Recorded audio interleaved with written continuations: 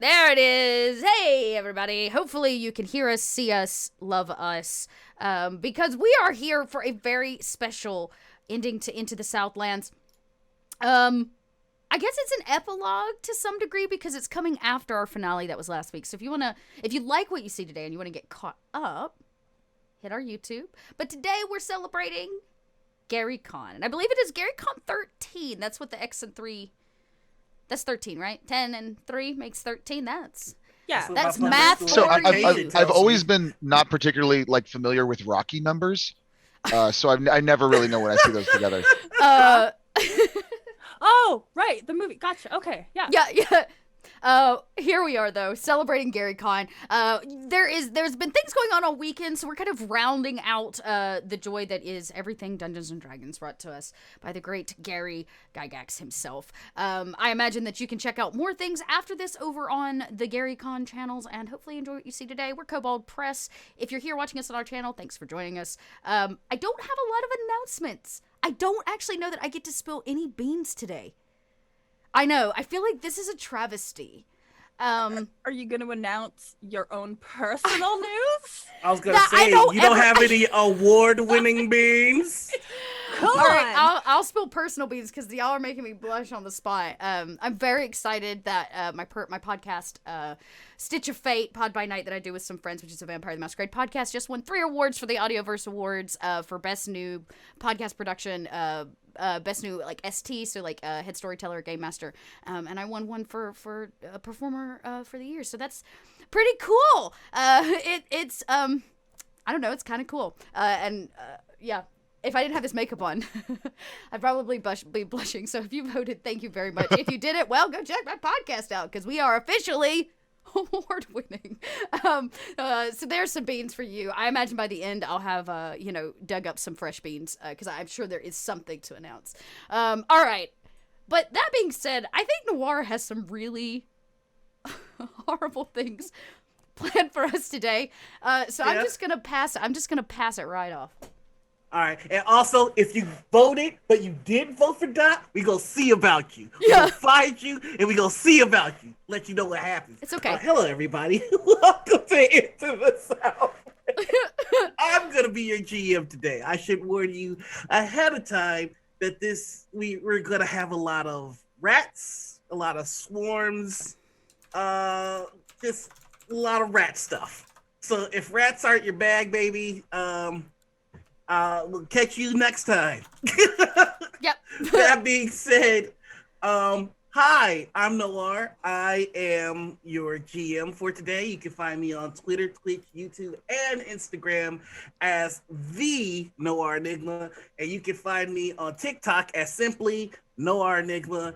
And that is because I forgot my password and I'm not great at branding. So, also on Mondays, I'm over on Roll20 doing Kids on Bikes. And on Sundays, I'm right here and I would like to stay that way. Hashtag 6 seasons of the movie. So, that's me. Let's put the spotlight where it belongs. And that's going to be on this fantastic cast. And that means we're going to start with the most shredded cat you know. And I'm hearing rumors that our shredded cat has grown in to the abs. So I'm very excited about that. Marcus, take it away. Who are you? What's up? Hi, I am Marcus. Thank you for the accurate introduction. Zat is now a Thundercat. Zat is the character who I play in this. Let me tell you a little bit about myself first, because that's how these introductions are supposed to work. My name is Marcus. You can follow me at Best Kind of Worst on Twitter and Twitch. I am the streaming coordinator and studio manager for Gen Con TV, so you can check it over there for some great content. Noir was recently on the channel. Fantastic. Woo! So check that out. I am playing Zat, Bassetti Catfolk from the who is now I actually lost my introduction page so I could do the cheat sheet, but that's not working. So hi Gary Con, it's lovely to be here. I am Zat, a cat about 4'4", ripped abs, and now because he has a blessing from the goddess of cats, the Queen Cat Lady, is now a paladin of sorts, as well as a rouge. And that's my introduction, because I am terrible at these. I wrote it down this time for GaryCon, so I would have something, and I lost the page. So this is going great. Next, please. All right, we're going gonna drop it to our Jin, who's only ever told one lie, I think, and we got to see that in the finale, which is incredibly dope. And that's gonna be you, Trooper. Tell us a bit about yourself. I am Trooper SJP, and I am here to play with you all. I thought we were going to have a time skip, so I was like, take everything off that matters because it's all gone. But we're not having a time skip. We're just so imagine that there's a little bit more going on. Not that much more, but a little bit more. And I do stuff on the internet, and maybe I'll tell you about it at the end part. I am playing Gafir, who is a Genborn who is in the process of destroying their ego and letting go of all attachments and desires in order to support, to just be one with the universe as it will be. Heck yeah. And your appearance is still going to make sense. You'll all see in just a minute here. But speaking of appearances, let's go to our beautiful Raven folk. Hey, Moonshine, how you doing? I'm doing well. Hi, everyone. I'm Anita, or Panita, or Critical Misses. You can find me most times over on the Critical Misses Twitch channel because I am the founder and showrunner over there. I am playing Moonshine the Magnificent, who is a Ravenfolk artificer. As we decided to do level 20, I hemmed and hawed a little bit, and then I decided to just drop all 20 levels in artificer. We'll see if that was a mistake.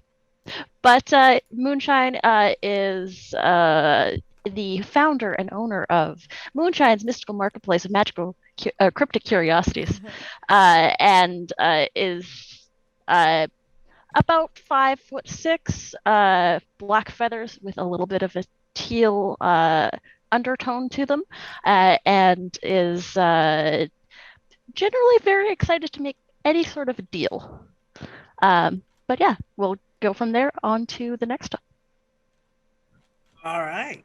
And the next is the most fashionable Minotaur, I dare say, in all the planes. Hey there, Phaedra. How's it going? That sounds like a really bad Played by T song. Hey there, Phaedra. This doesn't go with the rhythm. Repeat, and I was How's it going? I saw the Minotaur walking down the street. Oh, we gotta make this work now. I'm actually going to be working on the lyrics as we go through Sweet, the show, sweet. so I'll have it by Good, the end, hopefully. Good. Okay, I can provide like a beat, but that's about it.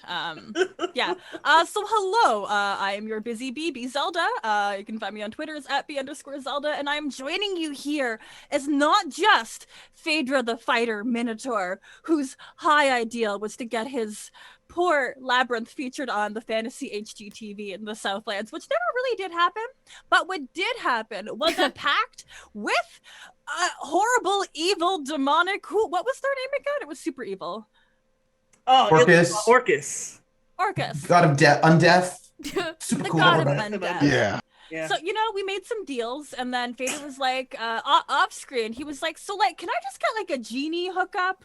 And Orcus was like, yeah, you want a genie patron? We can make this work. So now Phaedra wears his scarf is the talisman, where he just stores all of his evil energy, and every now and then a giant mastiff dog will emerge from the scarf, and the dog is named Inky. Inky dinky doo. I love Inky already. I will die for Inky. Wow. And last, but certainly not least, the award-winning hedgehog. Yes. Yeah, the award-winning hedgehog Ufu. Hey, everybody, I'm I don't know. I'm The a muted hedgehog. Oh no. Winning I'm muted for unit. y'all, but not for them. I'm so sorry. I didn't want to drink coffee over your intros. I'm Dot. I guess I'm a award-winning a producer and a live stream person who makes a lot of content and tells a lot of stories and rolls a lot of dice. And I'm lucky to get to do that for Kobold Press. So that's me. I play Ufu, our wonderful, adorable hedgehog. And, as Ufu's gotten older, do you know what Ufu has realized?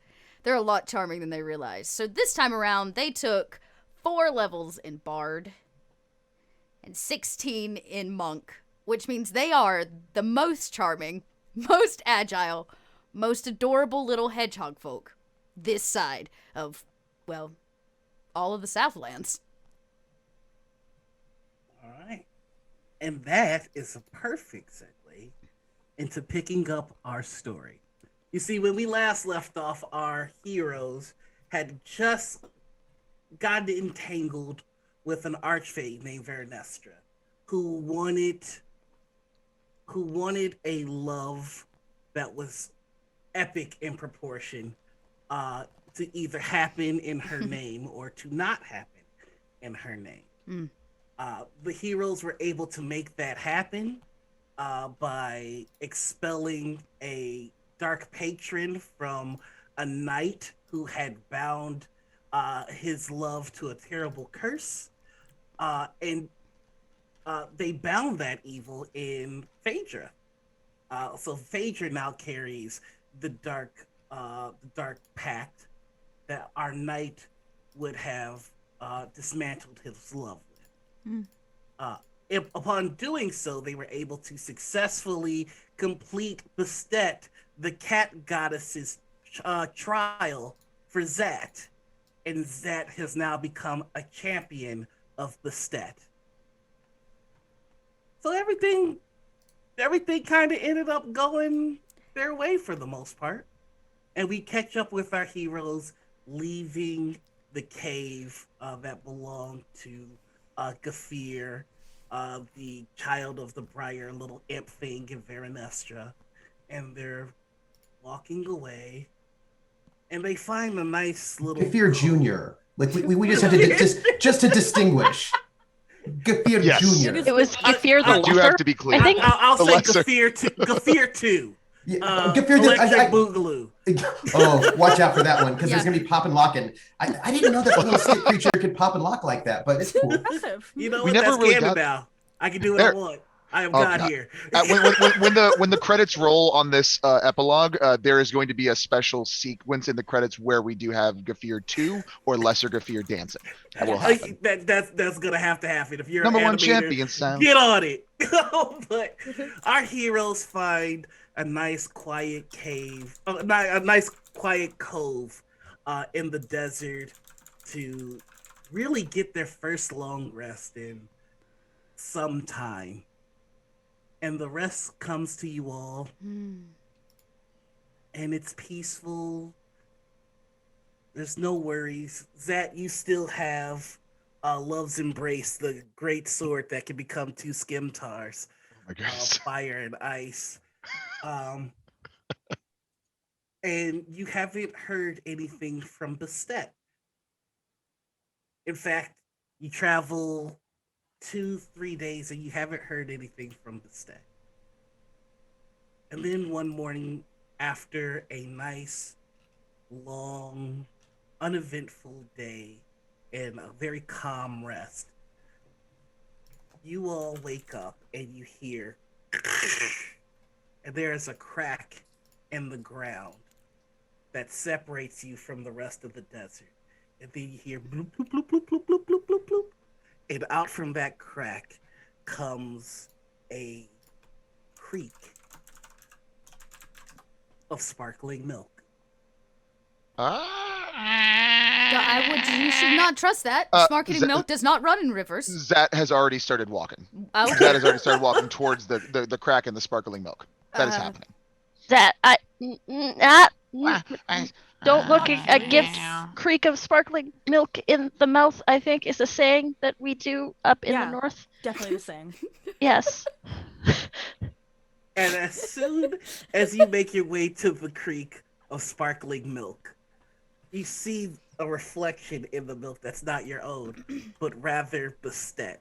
And she comes out of the milk, and on the other side you see tons of black cats lapping up the milk. And she goes, "Oh, please, enjoy.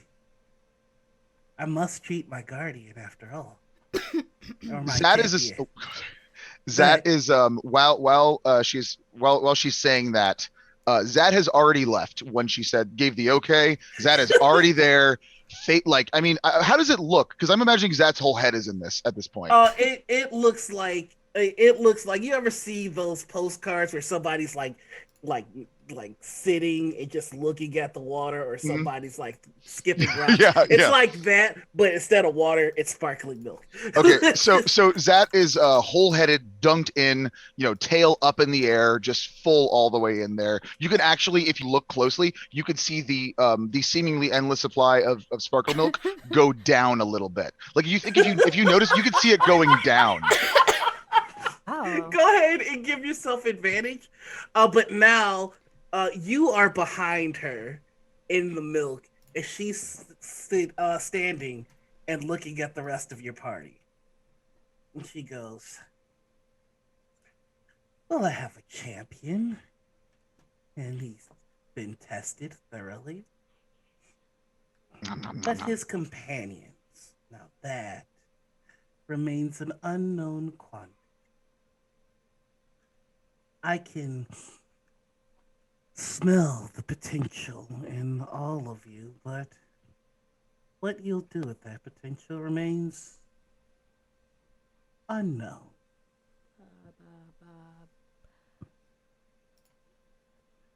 Do we have to? Do we know? Yeah. Yeah. We're not really beholden to you or anything. Like, you're wonderful, and that sparkle milk does look delicious. Oh, and that's just, wow, there Really only a going tail at is it. left. Okay. That is truly excellent. But like, why do we care about you? Do you intend to walk with Zat? Oh, of course.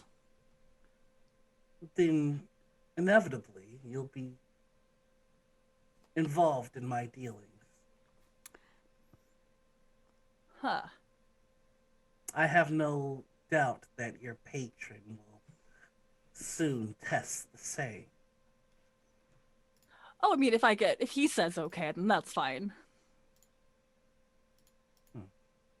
Well, I'd imagine that everyone's interests are a little bit more varied than my children. So please, if she makes a grand gesture with her hands, and in front of you all is a banquet of all of your favorite foods. Are those fresh mushrooms from camel dung? Yes, they are. Oh my! If we like The most pitters up pungent. onto the table and just.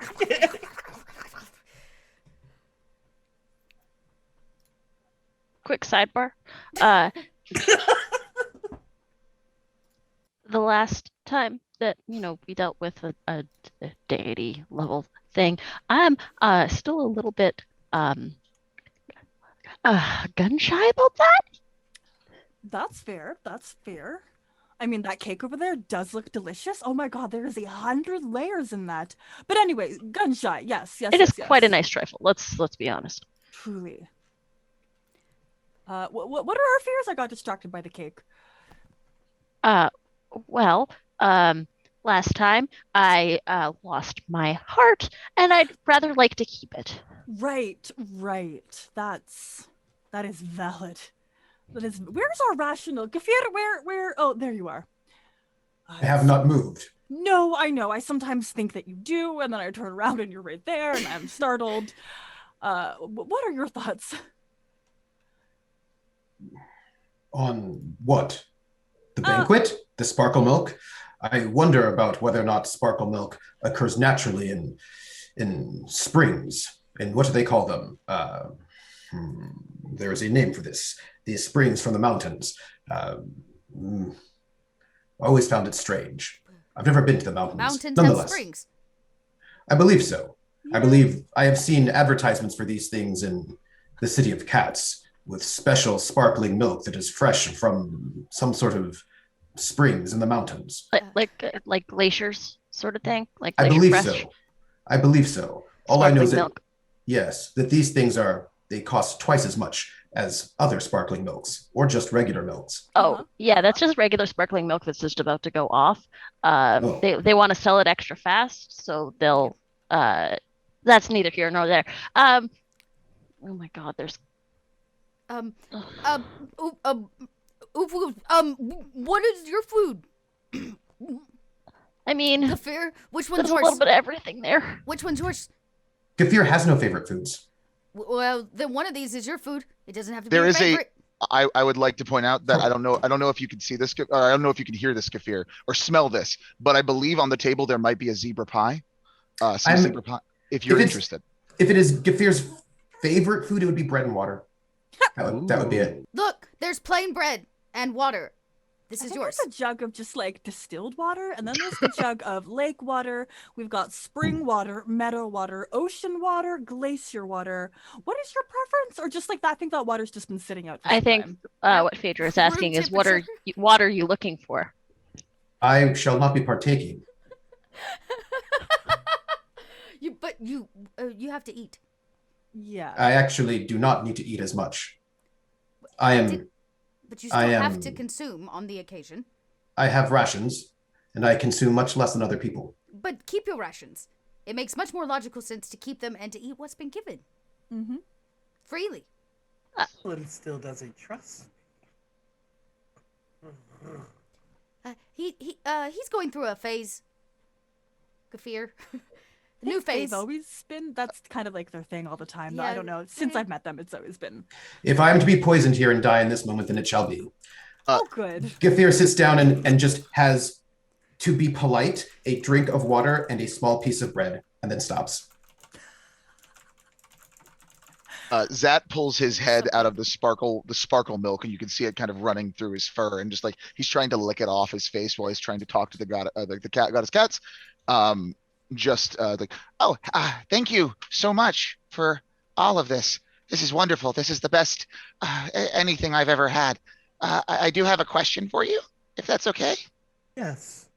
Well, you see, my friends are a little worried, understandably so, because we have been kind of on the bad side of a lot of bad and good and neutral things. So I think they're a little hesitant right now to engage since the dinosaur incident nearly killed us all.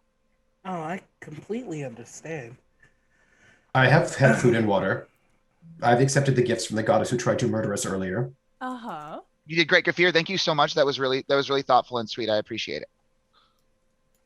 Well, you can rest assured that you have nothing to worry about. This is simply an exercise to learn more about those that would accompany my champion. Yeah, these are my buddies. They're going to stay with me. Well, not to mean any offense, please don't take my heart. I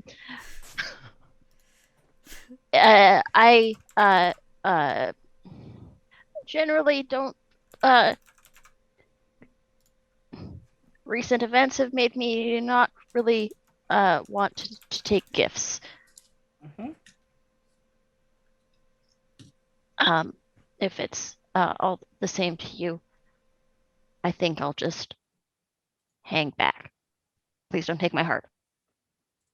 I won't take your heart, but your friends will go somewhere you can't follow if you don't eat up.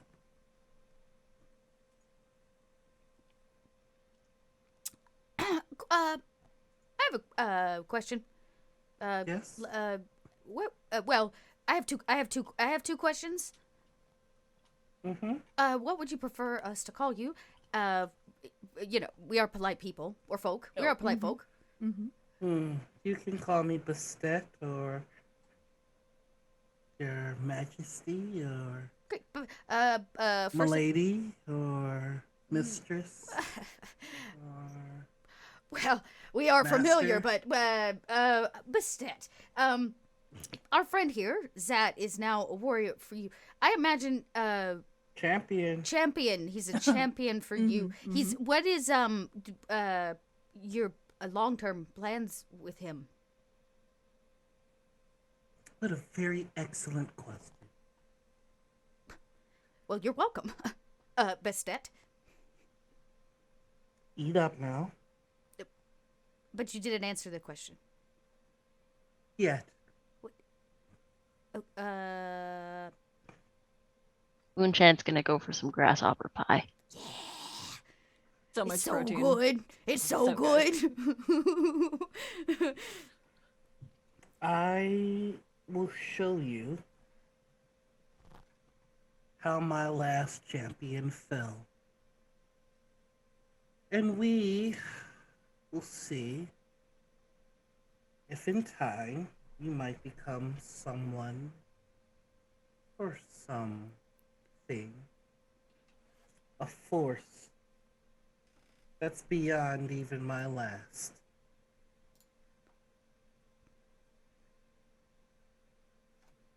Peter's gonna look over at like Zat, and there's just like splashing sparkle milk, and then back over at Basset. Okay. Very serious, doesn't really meet the tone, but all right. I wouldn't conjure a hero's final feast for anyone. Oh, final. That was I did hear that one. You got him.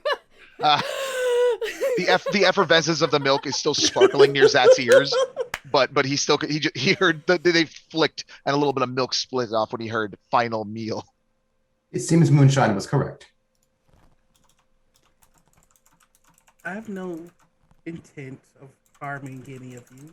Again, this is simply an exercise. Enjoy yourselves and rest well. You'll need it. Thanks. He just slowly turns around and starts to walk into the sparkling milk until she is consumed by it. Knowing that this is his last meal, Zat jumps directly into the sparkle milk and is just gonna get that experience. It's as good But as you can possibly imagine. This is not our last meal. I hope it's not. If it is, it is. Ufu reaches over and grabs Zat kind of by the scruff of the neck and like pulls him up a moment for air, just to be like, "This is not our last meal," and puts him back. You're all welcome to try an Arcana check to see if you're familiar at all with what she did.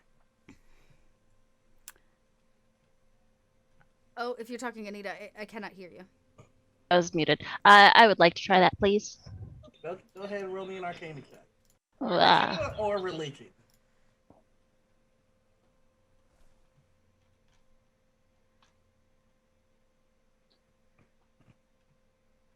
Ooh, I have You're familiar with Heroes Feast. You've never heard of Heroes Final Feast, though. That's strange. But I have my quills. They stand on end. Something is wrong. It is no matter. Okay. No, it is. No, it is. Yeah. We what if Zad is in trouble? Make sure his head stays under the water while I say that. We have accepted the gifts. What it will happen will happen.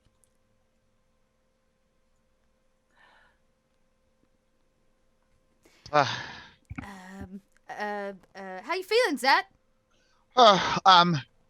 Zat burps very loud, and then just kind of settles down, like, I don't know. Not as heroic as I thought I would feel. I don't really feel like a champion yet. You can also make the Arcana check or religion check to know what she is up to. Okay. You get to make it at advantage. I'm gonna try. I don't think Awesome. Ufu's gonna know. Oh, I rolled a 20! Oh. Maybe I do know what she's up to. So you start to scrutinize what's going on, and you look at the table, and the food is not what it appeared to be at first. You're noticing, for example, on Ufu's side is Ufu was believed to be eating fresh mushrooms from camel dung, and instead you see a very perfectly cooked ham and turkey missing legs. You notice there's a lot more fish What? on the What is this table. nonsense? This is real Um, food. uh, yeah, the food is not what you all ate. But she tricked us. It looks like you're actually sitting at a different patron's table. Gafir actually bit into the richest brownie known to all folk of the Southlands or Oh something. no. Oh gosh, that water was wine. No, yeah. And then you realize that this is the echo of somebody else's hero's feast. But the Oh And no. And you've heard stories about this. You've heard stories about people who consume the last meals of others, people who eat the last meals of criminals or heroes, and can experience an echo of a moment of their life. blah blah blah. We should stop eating. The Okay. the food. Look, really. Everybody, look at the food. Like, really look at the food. Sure. Mm-hmm. Okay, so now that it's been called to attention, everybody roll me an intelligence check. Or intelligence save. Gafir just says to Ufu, I have no material vision, Ufu. I'll 23. give you the answer. I see. Oh yeah. This food is not at all what it appeared to be. In fact, you were just in a creek of wine. You didn't have sparkle milk. It just And yet denied again the did sparkle milk. No, I do have a question. Did Zach Yeah. just drink like 2 bellies full of wine? yes, he did. Oh, poor Can't have grapes. When Zach kind of looks over to the food and notices all of the food on the table not being what they said, looks back and sees the wine, and then you just kind of like see the Zach just kind of straight down, just kind of collapses. Is he okay? You all are. This is all That may be messed up. what's the word? The inebriated. What is with his knee? Breated. No, inebriate. He's consumed. What happens when a knee is breated? I have imbibed. He has consumed too much fermented liquid. I see. Again, Moonshine was correct. I Are mean, you- this pie still's really good, even though it isn't like cricket pie. It's still like a fish pie, so it's still pretty good. But Is wine the one that I'm not supposed to have, or is that grape juice? you're a cat. You can't have grapes, and wine is made from grapes. Yeah. We probably should do a Oh, purge. no. Have a little bit of a okay. Wait, and I'm Ufu actually punches- I'm actually immune to poisoning, so I wouldn't get perfect. poisoned. Okay, good. But I will get hammered. Here's the question: do you want to stay hammered? What? We should stop. I believe it is hammer time. Great. Ufu just takes a little fist and just hits Zat very solidly in his belly. His little swollen. Yeah, there you go. Okay, so yeah, Zap pops like a balloon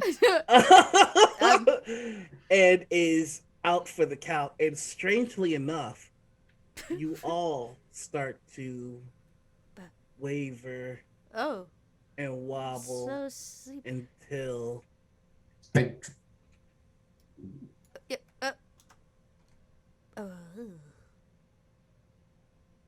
and you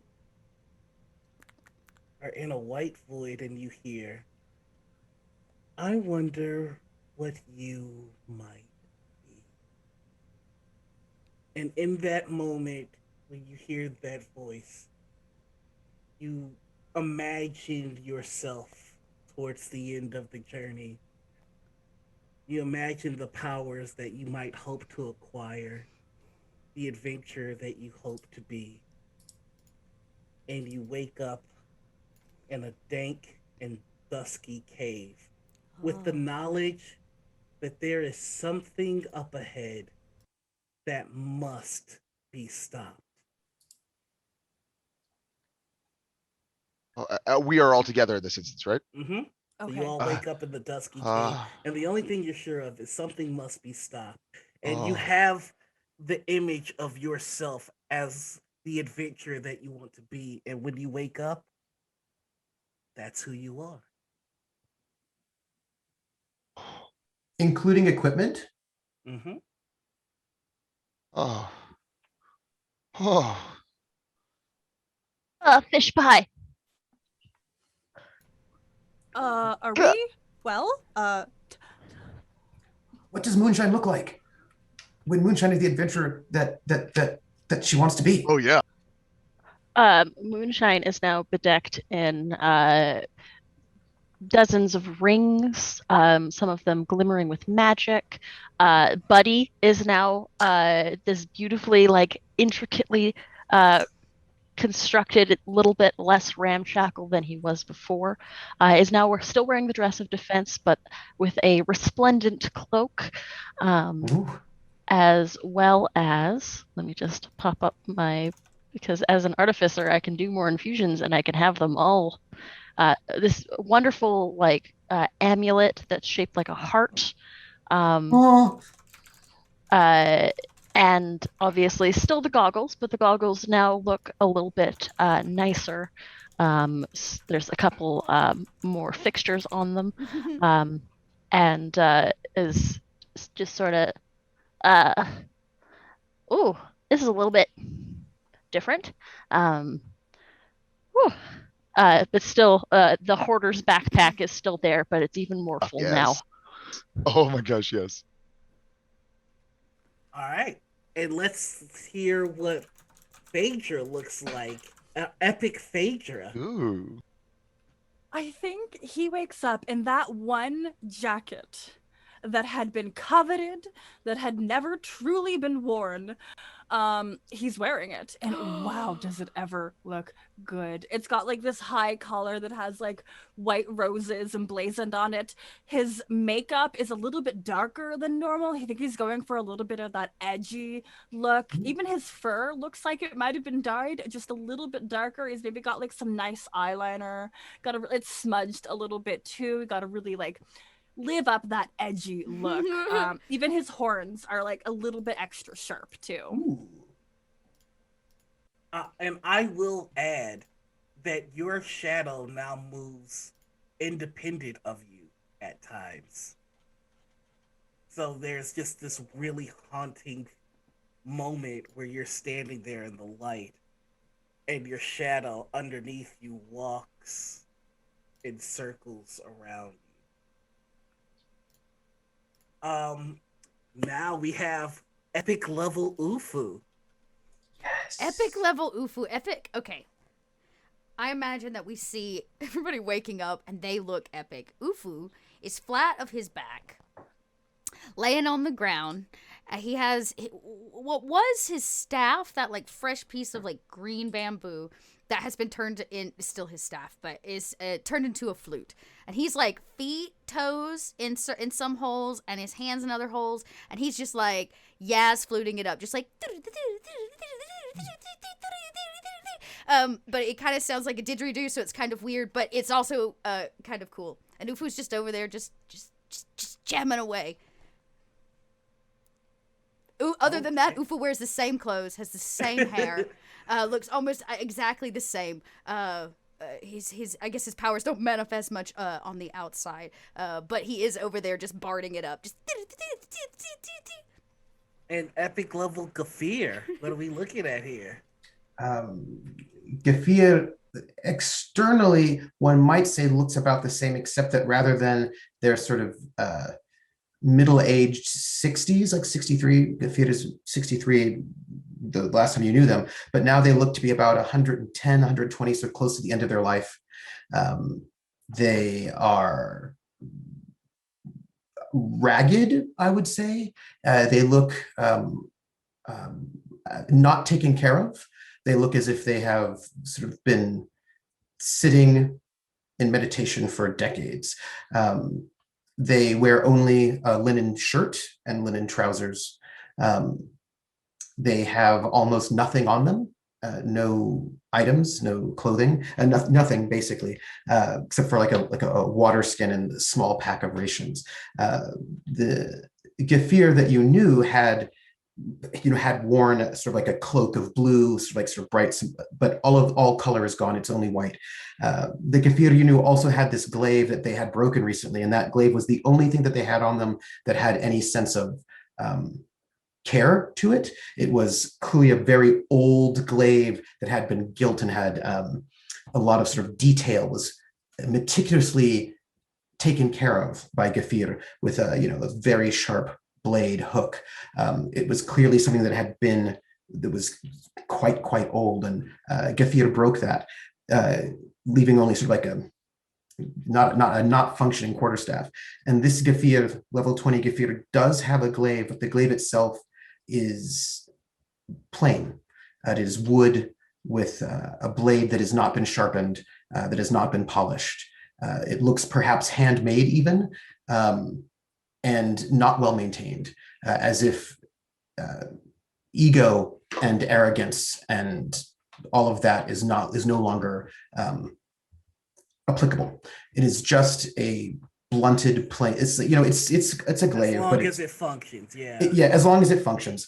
And Gefir's facial hair is no longer done. Gefir is sort of mostly clean shaven, but not clean shaven in a way that says I have vanity about my clean shavenness. It's just sort of patchiness, and like about 100 towards the end of their life, about like 115 or so, and it's just sort of standing there.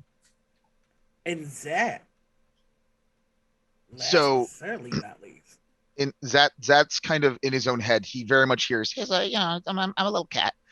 Very, very like he's hearing his own voice, like looking at his hands and his paws, and kind of seeing how he actually appears.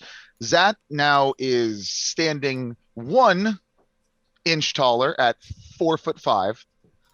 He is a little bit older. He's like, old enough, like probably like several years have passed in this Zat. He's wearing these kind of like, tight boots, but he's wearing this like kind of singlet where it's like a dance belt with the straps over there, but there is kind of a hole in the center to really showcase his abs. And he's also got this kind of almost like this, like a weightlifting belt of some kind, and with a big red insignia and a logo that says something that appears. It's like the demon Neko logo that kind of appeared over time. So that with his like kind of slightly flowy hair, but he still is a calico cat. So he's got his spots, the stripes, and he has in his hand the sword of the hero, the hilt, the hilt that's starts into 2 swords. Nice. He is just like, wow. The voice that is coming out of him is still the Zat voice, though. So this is you all remember eating the food and falling asleep. Mm-hmm. And now you're in these new bodies, and it's very much like when you have worked with a trial version of a software for so long that you're like, well, I should be able to do this, and instead of it being grayed out, now you can. You understand. It's available. You understand the full potential of what you're able to do in these bodies. Ufu does a backflip up and like puts one foot on a rock and starts like body rolling, and it's like playing this flute. It's like, look, everybody! Wow, truly, that's impressive. I'm just going to admire my silhouette for a little bit. I mean, it's not really, my shadow isn't keeping up, and I cannot stop staring at it. Hey, Kafir, check this out. You are very talented. Oh, Kafir. Wow. So I can't help but notice how awesome we all look. We do look awesome. But do you all? It's not looking so wonderful, but that's neither here nor there. So I don't know what everybody's new perception or passive perception is. Very high. But I'm gonna guess that it's better than 8. For sure. And it's very interesting because this is the first time that you've My passive noticed perception is 25. You caught the sneaky one. Okay, so let's describe this. You're messing about, doing your backflips, and in the middle of the backflip, you notice there's a disturbance in the air. You land on one foot, do a body roll, and you're like, not only is there a disturbance, but it's coming from the ceiling. And then you play the flute, and you can hear past your own music to the breathing of this sneaky creature. And you're still playing it off like I'm just messing around. But you not only know there's somebody sneaking up on you, but you know how many of them. And there's 6. 6. Okay, Ufu goes, don't let me stop you, but somebody's here. There's 6 on the ceiling. Go ahead. I'd say with a passive perception of 22, Moonshine will also say that she's got a feeling like somebody's watching them. Not only do you know somebody's watching, you know how many and you know where they're coming from. This is where they would get their surprise round. Oh. But 2 of you know that they're there. So I don't know about the passive perception of everybody else, but if you 2 would like to take an action. I do know. Oh, what's yours? I 28. Oh my God. Holy, okay. Holy. We all know. Yeah, you all know. Okay, so hold you on, all y'all. can strike. Passive perception of 9. So I'm just admiring myself. That does beat an 8 though. It beats an 8. We're great here. No. But I mean, like the number that was given was 8. So 8 and 22. So you know of the one not sneaky one. Yeah, you know once that guy messed up. Oh, there are people here, but the other ones know before that guy even messed up. Oh, we've got trouble. So I'm going to let you all see what you see. Okay. You see. Yeah, give me that rat folk. Let me see if I can put them on. A bunch of rat folks decked to the nines with knives and daggers and crossbows, and they're moving deftly across the ceilings and the floor, and they're getting ready to aim at you. And you catch them before they even can pull out their crossbows. Okay. Ooh,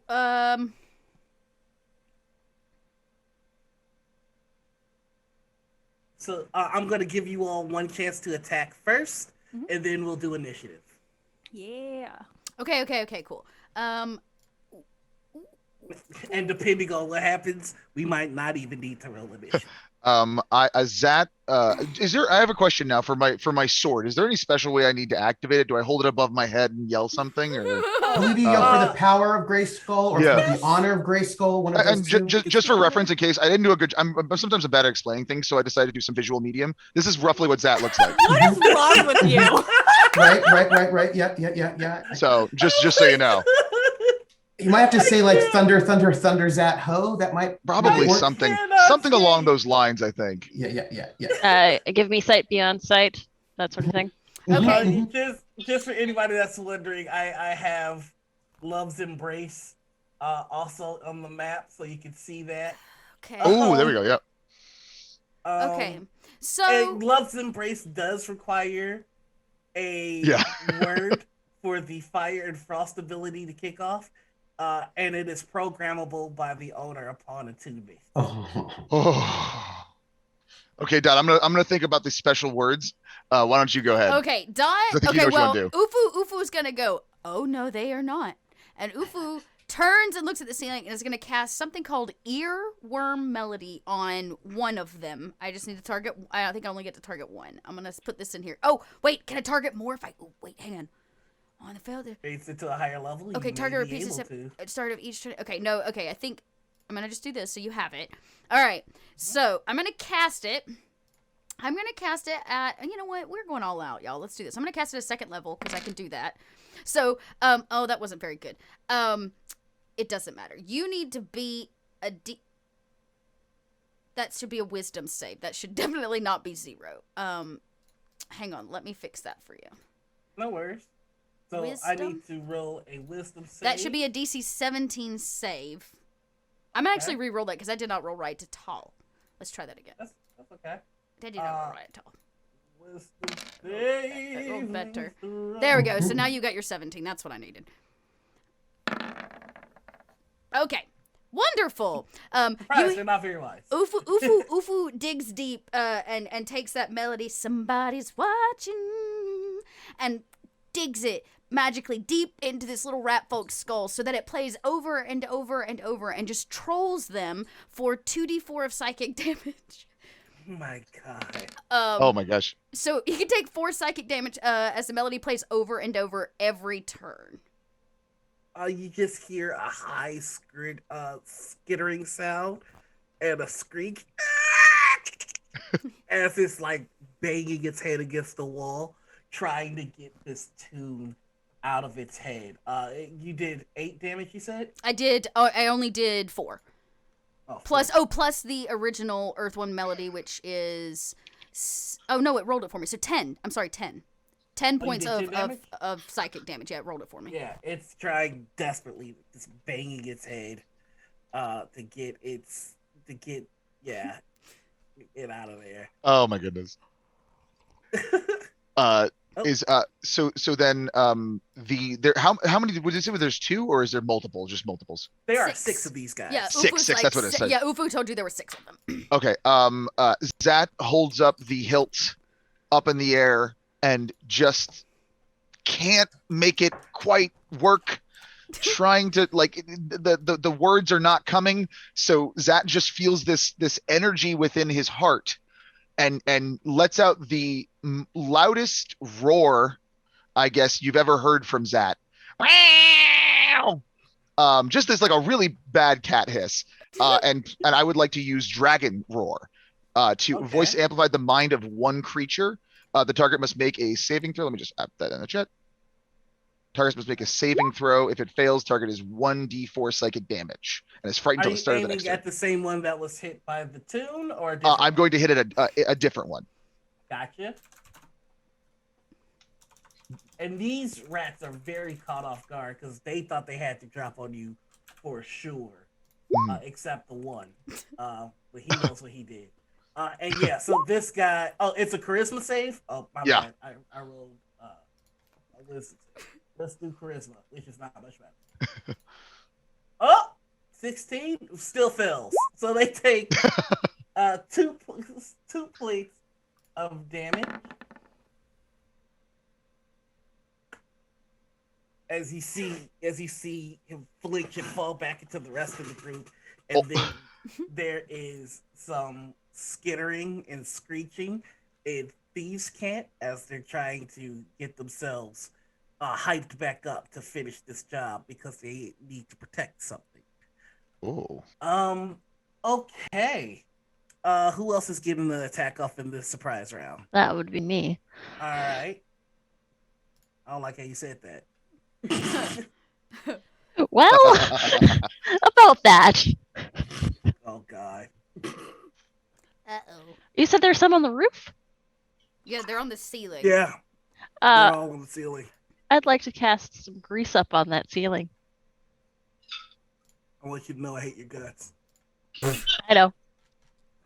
All right, so they all need to make a dexterity save. All right, let's start with the leader.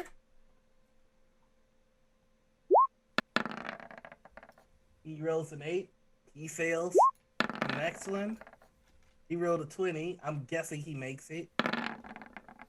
13. I'm guessing that fails. 22. That makes it. My save is a 19. Oh, awesome. 8. That's a fail. And last but not least, 6. That is a fail. So you all see 1, 2, 3, 4 rats just whoop, it falls from the ceiling. They are gonna take fall damage. I'm just gonna nice. It's 20 feet, so 26. Oh wait, no. Oh no, it's a full action. Never mind. So they're gonna take 7 damage. One of these guys is having a very bad day.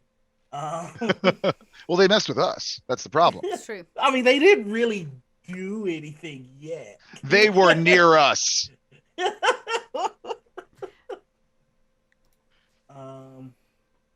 Okay, so yeah, most of them are hurting pretty bad. There are two that are still on the ceiling, still feeling fresh. Not for long.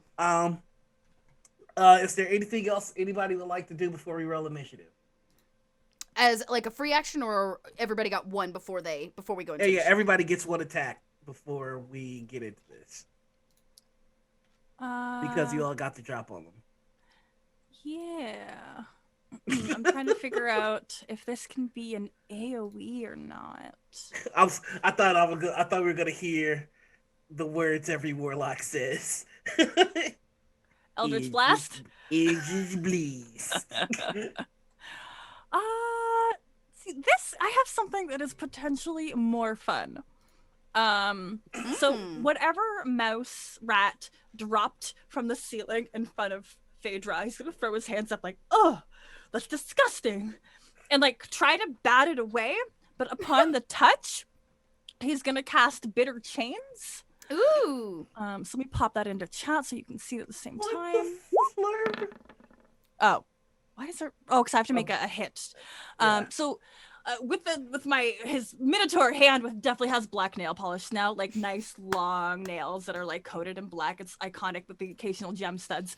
So if that's a hit, the bound target can only move exactly a hit. Yes. At half as its speed, and has disadvantage on attack rolls, saving throws, dex checks, and if it moves more than 5 feet during a turn, it takes 3d6 piercing damage from these barbed chains.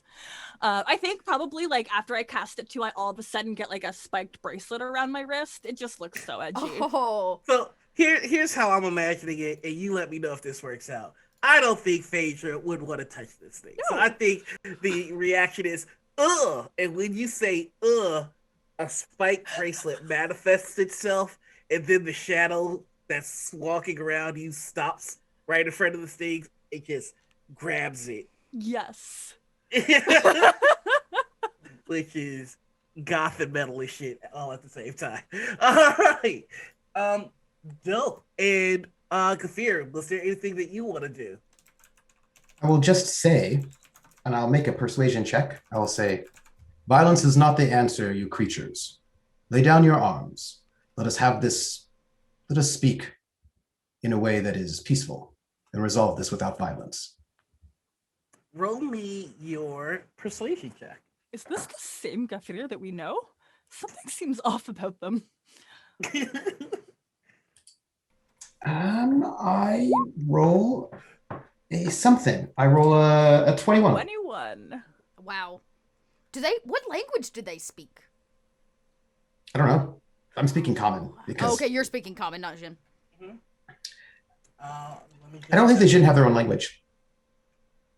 I think we have dialect. It's like Druidic. It's like, right? Jin have their own, right? No, they don't. If you can, if you're if you've taken the path, you can learn an elemental language. That's it. That's what I was thinking of. That is tied to your patron. Okay. It doesn't say on the Ratfolk page what language they speak. Maybe they speak common. So, squeak, squeak, squeak. So, the leader who is badly hurt, you see, puts a hand up and starts limping his way to you, Kafir. If we stand down, then your patron will disturb the ritual. I would have peace between us, but you would see the end of our deity before they could rise. Who is your deity? They have no name, as they have yet to be born, but we have solicited the aid of a greater power. Aid for what? A god of our own. A god of the swarms. A god of the rats. Oh. I tap very hard abs over and I'm like, It hurts. It hurts a little bit, by the way. I imagine that's probably not good for the pastel. Yeah, I could see why she'd be totally against this. Maybe not. Yeah. Yeah, okay. Yeah. Oh, sorry about that. I'm not even flexing. Stop, I don't even know how this stop happens. flexing. Zat's just doing like flexes in and out while kind of eyes are fully focused on the situation. Zat is doing some ab crunches, just kind of just looking at them a little bit. If we cease combat, will you swear to turn away so that our god might be born? Why do you need a god? We have been divided for so long. We have eaten the scraps of society and been hunted by so many. A god would unite us. Our numbers are plentiful. We simply need direction. I mean, I've got a god that's always taking patrons. Are you interested in darkness, dear rats? Murder, control, overlords, violence, the likes. We have solicited the aid of the Archdevil, Abiyak, master of swarm and pestilence. Oh, ew. He will see to it that our god is born. What is your name? Craven. Wow, Craven. go figure. Have you thought that these desires are what cause suffering? That if you could let go of your attachments to desires, that you would have less suffering? As long as we are hunted, we will suffer. The cats have a god of their own. It is time that we do the same and take the step for our own. Okay, so let me get this straight. There's a demon, and the demon's gonna give you a god. The demon will aid in the ritual. All right. And the ritual is to go ahead. It doesn't really make sense because the demon's not really a god, and so how can a demon make a god? Sounds like you're missing a step somewhere. Did you read the rules? And then I just want to clarify to make sure I heard this correctly. You want to take over the city of cats, correct? Yes. Yeah, I don't think that's gonna fly so much. That's kind of gonna a be non-starter. Yeah, sorry about that. I do not think that such a desire is healthy for you. You should let go of all attachments and desires. Wanting things only brings suffering. I am Jinborn. I have no god, and I do not suffer for it. We would feast like the cats do. Feasting only brings suffering. Material goods bring suffering. The things you desire are what will undo you. Inside of each person, there can be goodness and warmth and peace. I encourage you to accept and enjoy and embrace peace, the destruction of your ego, and the destruction of all attachments and desires, and only then may you find happiness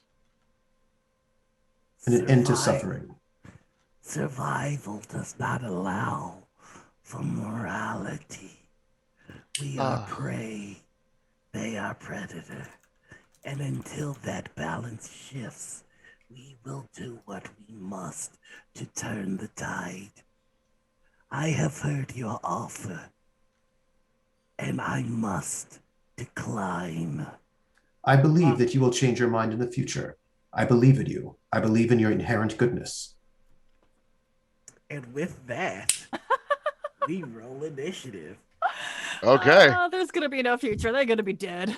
Yeah, they're so. Why would they even try? Good try though. 25. 23. Oh my god. Y'all have been itching. We've been itching. Oh, Oh, here we go. Oh. Critical miss on that one. yeah. Wow. Hey, Adventures Pack. Welcome in. Welcome in, Hey, Raiders. welcome everybody. We're Welcome celebrating in. a little Gary Con with some epic level combat. And an award-winning Stop, y'all. Podcast Killing and me. producer. yeah. Oh my Not, goodness. not just as a producer, but as a performer, that her Oh, yeah. performance skills have been recognized as excellent. Yeah, thank The you, Dot. award-winning Dot. Mm-hmm. Right here, right now. I'm gonna turn my camera up. I'm blushing. Thank you very much. That is all true. Oh, it's all true. Alright, so Ufu. Okay. Yeah, Ufu's You up. got Ufu has plans. There are a two still on the ceiling. 5. Yes, there are 2 still on the ceiling, but I'm going through the initiative right now. Damn, then it's that. Y'all are not messing around with these guys. I need to find out how long my channel divinity lasts. Phaedra. We hanging out. We're hanging out. Zat's like just shaking his sword. It's not like quite working still.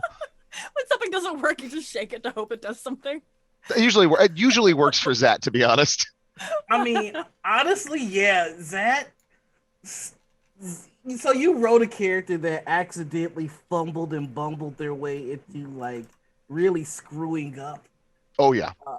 an army, and the dice have been running with that ever since.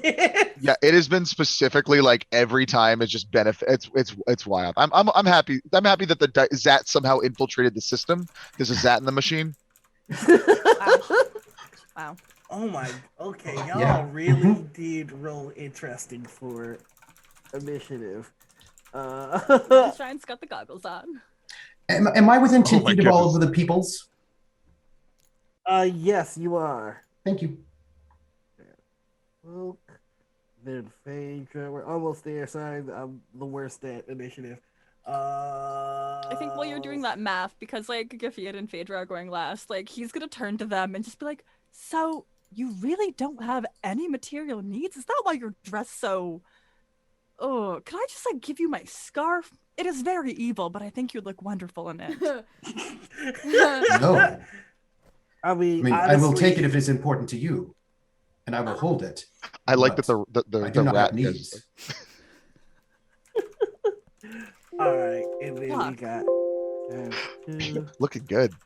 Zat looks over at Phaedra. All right, so we're ready. So Ufu, you get to go first. Okay, Ufu's up. There are two on the ceiling, Ufu, 4 on the ground, Ufu is not and the here one that for was talking. this. Okay. And Ufu says, music doesn't always lift you up. Sometimes it brings you down.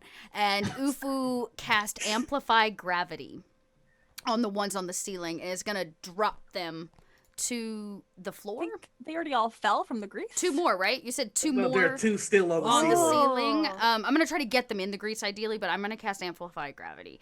Well, so so grease was cast on the ceiling. So Oh, perfect. What I'm going to say your Amplify Gravity does is it also brings the grease down to the floor. perfect. I love on that. top of all of them. So So they're inside the all covered in area, grease. damage from falling is quadrupled. And maximum damage from falling is 40d6. Say strength saving throw or can be knocked prone, same applies. So they need to make a successful strength saving throw. Oh, if they're prone. I don't think they get a save for this. The They're spell going to- amplifies gravity in a 50-foot radius.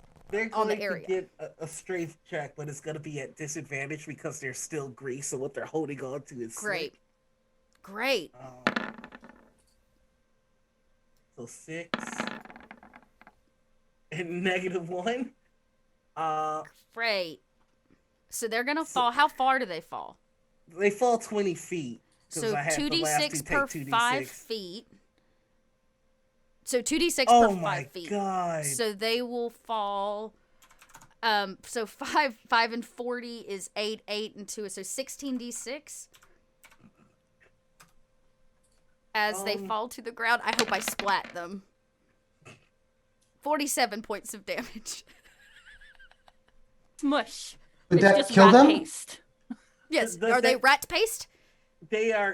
You can't tell them apart from the grease. I would like to activate my channel divinity and take that damage, please. What? Oh my goodness, yes. Gafir! What? I love this crew. Oh yes. Why though? Because they have some weird sense of morality. Because you're gonna kill them either way. Or you can kill me. It's fine. I'm not gonna kill. That means there's no way I can do that. Here's the thing: if he takes the damage, Ufu is not gonna cast it because Ufu's never going to do damage to you. So you that's know like that? not ever going to happen. So the thing is, and I'm sorry to have to rule like this, what Gafir's doing is a reaction. So you can't respond to it because it's responding to you. It's the aura of the guardian is what it is. But question: a reaction has to be done when I do damage to them. I didn't do damage to them. I did damage to the rats. Yes. So I can take damage when you do damage to someone else. So I take someone else's damage. Mm-hmm. Ufu, I'm gonna have to take you out of this fight in a way that you're not gonna like. So I'm guessing that the rats don't take the damage after all? I will take that damage. It's my reaction. Okay, so they no longer take that damage. So you're gonna take double because you're taking both of their damage. So you're taking 2 sets of 47. Okay. Let me know. Well, I can only do reaction for one person because it's a reaction. So I'll take it for one to save the life of one of the creatures. Okay, so the thing is, what level paladin are you? Because you have to be 10 feet. Yep, and you said I was within 10 feet? Oh, okay, then. Yeah, They've been planning. I have. That's why I asked. Am I within 50 feet of all the beings? That works. I will take it. I will spare the life of one of them. The other one I can't because I can only spare one creature. Yep. Okay, yeah, that happens. All right, spare a creature. So does the other one take damage? Yeah, the other one is killed. One rat is paced and the other one is looking and it knows it should have been paced, but there's a... Tell me what your shield looks like. What happens, I think, is that I just raise my hand and all of that damage that comes in, just all the damage that would hit that body hits my body instead, and all the wounds that would hit that body hits my body instead. All right, so how I'm going to flavor this is the gravity came and the rat wasn't able to grab it, and he full on slammed it to the ground, and just as everything was starting to break, everything froze and reversed, and he just plops to the ground, and he sees your hand up, and hears a as your hand takes the 47 points of damage that his was about to. And there you can see blood and everything start to work its way up to your arm, but stop it at that point. All right. So that is going to bring us to Zat. So there's one that's been annihilated, one that has been saved. Mm-hmm. And then there's still a few more on the ceiling, or do they fall down? There's none of them are longer on the ceiling. Okay, they're all on the ground and covered in grease. Zat would like to look at the one that Gafir saved, and then with the most menacing look possible, just go and see if they run. Roll me an intimidation check at advantage. 21 plus just what the advantage is 1, right? Yeah. 22. So this, you can tell he has to wait to his turn because of initiative, but there's no doubt the action he's going to take is to bolt. Okay. And then because I am allowed to take 2 actions on my turn. Oh wait, no, a 2 extra attack. So this is an attack. Then I would like to use my spell, a level. I actually have a question about this one. Can I use Angelic Guardian to put a shield over Gafir so no attack for 1 minute will do damage to him? Go ahead and put Angelic Guardian in the chat for me if you could. Yeah, absolutely. Here you go.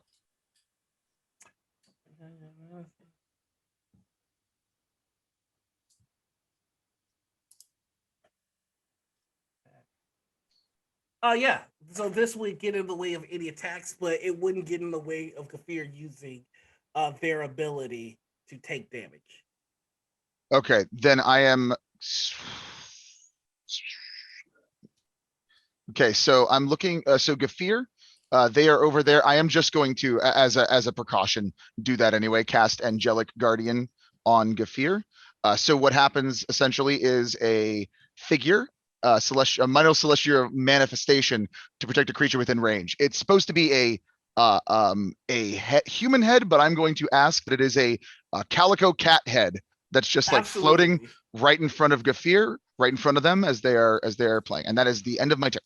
And it just randomly hisses from time to time. It's still smiling, but all right, and that's gonna bring us to one of the rat folk. In fact, it brings us to the one that got punked and immediately runs off. And you hear them yelling, "Intruders!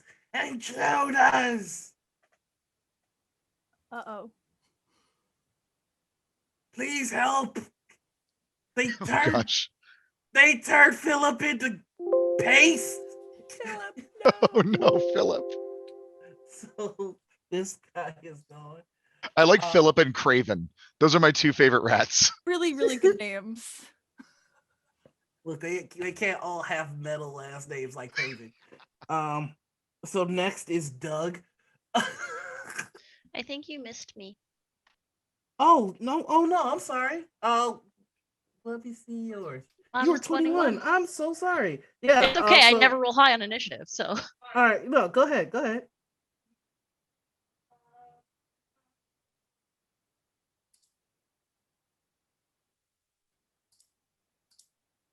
Let me just see here what I've got. I have many spells. Too many to count. So what I would like to do, seeing that Gafir doesn't want to have any of these rat folk hurt, Moonshine is going to respect that and try to be as non-lethal as possible. Let's see, what can I cast? What can I cast that is good? Any damage you can do, you can determine if it takes them to 0 that it does not kill them, but that it knocks them unconscious. Spells, unfortunately, do not have non-lethal capability, but... Yeah. Learning that too. Yeah. I am going to cast instead...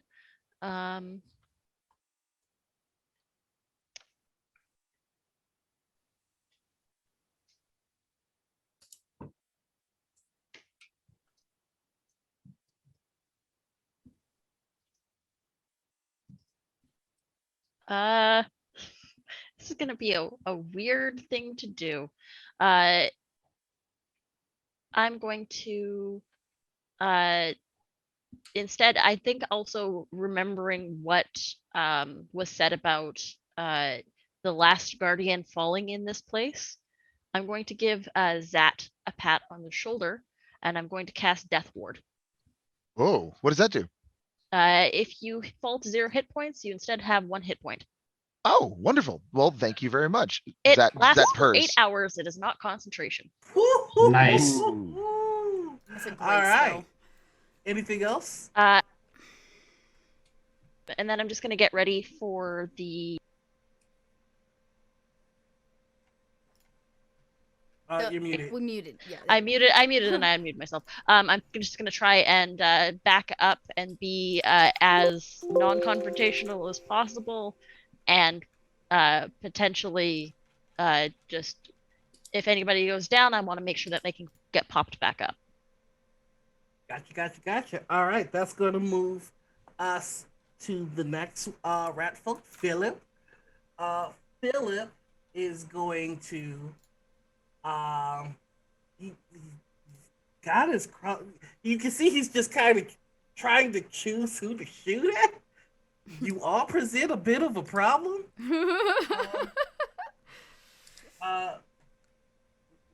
Yeah, I'm actually gonna have to roll. 3, 4, 5. Actually, not 5. They saw that. So 1, 2, 3. Okay, yeah, that makes sense.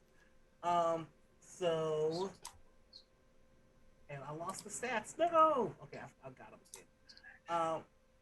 They are going to open up shop at you, Ufu. Okay. Good luck with that. A 19 to hit. A 19 actually I think does hit. It does. But that's a projectile, isn't it? Yes, it is. I get a chance to catch it. Yes, you do. I get a chance to catch it. That's cool. Yeah, I do. I can use a reaction to deflect or catch the missile. When you do damage taken from the attack, it's reduced by 1d10 plus my dex modifier plus my monk level. So that would be 16 plus 5 and a d10. So 21 and a d10 minus. The damage was going to be 7. It doesn't matter. It doesn't matter. I catch it. But because you would catch, because you just attempting to catch it is more than the damage, you can use a key point to throw it back. Great. And I'm going to do that. Make a ranged weapon attack with a weapon or a piece of ammunition. Just to make sure I got this right. Okay. I'm just going to throw it. Should I throw it like a dart? Or unarmed? Is that how I do it? It's like you just throw it like a dart. Okay. I think that's right. And, I have something special for this now, too. Now, I've mastered the art of ranged weapons. I can cripple them if I roll a critical hit on a ranged attack. Oh my god. Yeah, go for it. Okay. Give it a shot. 27 to hit. That's gonna hit. 8 piercing damage. I send his arrows back. So that's actually gonna be 12 because it's D8. So I'm gonna have you just add 4 more. Oh. Okay, perfect. Are you making this lethal or non-lethal? Oh, is this one in range of Gafir? Yes. I can only do my reaction once. Oh. Only one time, like in the combat or per turn? Per turn, because it's a reaction. Oh, okay. Okay. I will do it as non-lethal and pin him to the floor. Okay. So you've got him pinned by the shoulder, and you can tell that takes him out of the fight as he yells, "Squeak, Squeakerton!" which is translated into, "You gotta be kidding me." Because he pulled the trigger on you and then gets like, and it happens so fast, it's like, boom, bop, come on! So nothing they're planning. Poor little guy. I'm sorry. Ufa goes, I'm sorry. Are you? I don't even know because I don't even know the full range of my powers. Sorry. All right, so that's Philip out of the fight. Now we've got Doug. Doug, seeing that, makes the wise decision. Probably shouldn't shoot at you. So Doug is now going to shoot at Zat. Fair.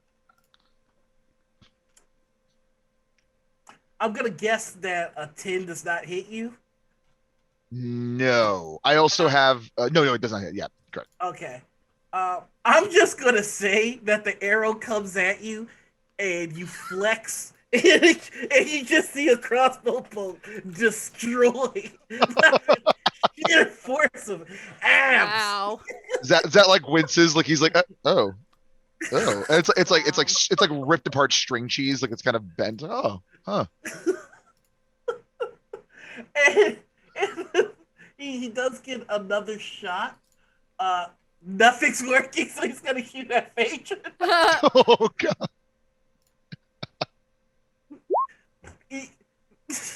Phaedra, if you're okay with me doing this, Oh, totally. I'm gonna say he shoots Phaedra in the abs, and also the abs just Yeah. These rats are very confused and upset. Like they're checking the pointiness of their Like, does this work? What is What happening? is happening? Come on now, darling. You can do better than that. That's Doug. This is not having a great time. And now there's Peter. Peter's gonna be the next one to go. Pettigrew, maybe. He's also going to take a shot at Phaedra. Mm. You know what? No, he's like, okay, our ranged weapons aren't working, so he's gonna rush in. Attack opportunity. Yep. Look at that range that good But that is a reaction. Oh, it is. Okay, never mind. Go ahead. So he's gonna rush in and swipe at. Oh, he gets 3 with Rat Dagger Flurry. That's dope. Nice. So 3 attacks. 13. I'm gonna guess that misses. 21. That's a hit. Nice. And then He's Mr. Rat. 13. And no. Okay. So out of all that, he does 5 piercing damage. These poor rats. Who was the last person she sent in here? Because I'm telling you what, they really Time out! Don't laugh at them. How insane! No, you know what? It's okay. These Next turn, I'll rats make are- sure they get to laugh about it. Don't worry, they get to laugh. These rats are really trying to kill y'all right now. really How are. dare you laugh at them? Okay. It's rough, you know. I got like stuck in the legs. Like, come on now. That's Peter. Now there's Anderson. He gets to go. Anderson. He's going to also shoot at Phaedra because now it's sneak attack. So hey, Sneak He's got it. attack. see if it hits. Ooh. It's a crit Yeah. first that one? hits. I don't think I can do anything about that to help. and Like, 17 I'm not on gonna the be second okay. one. That hits. All right, look at my little rat boys. Oh, Anderson. 6, and they get they only have an extra 1d6 for their sneak attack, so he gets 2d6. Hey, that's not bad. What's that? 15 damage on the first shot. Okay, Oh. They're trying. Yeah, they are. they're trying. 15, and then 11 on the second one. Look at that. 26 Okay, damage. 26, thank you. Wow. I'm proud of them. Ow, Anderson, but also good job. Oh God, it's Kafir's turn. I will lay on hands on Phaedra and return those 31 points of damage. What does that look like? I just reach out and I put my hand on you, and there's a small drawing of an open like Gafir used to have like sort of like warrior makeup way back in the Nun, and there's like just a small drawing of an open palmed hand on their forehead, and they put the finger on the forehead and they put their other hand on you, and they just channel like a light. Perhaps it smells like the desert before there'll be a storm, and 31 points of damage go back into your body at that moment. Wow. So as the wound starts to close, both Peter and Anderson let out loud profanity. They're They worked really hard on that tag team attack, and that should put you back up to max. Yes. It yeah, will. it does. Mm-hmm. So that's Wow. awesome. And that's an action, which means I believe that I am done. If you have any bonus actions, you're free to use them. But other than that, yeah. My bonus action is I will say, you should stop fighting. To the rats. Make a persuasion check. Redemption may come to you. 17. You may still be redeemed.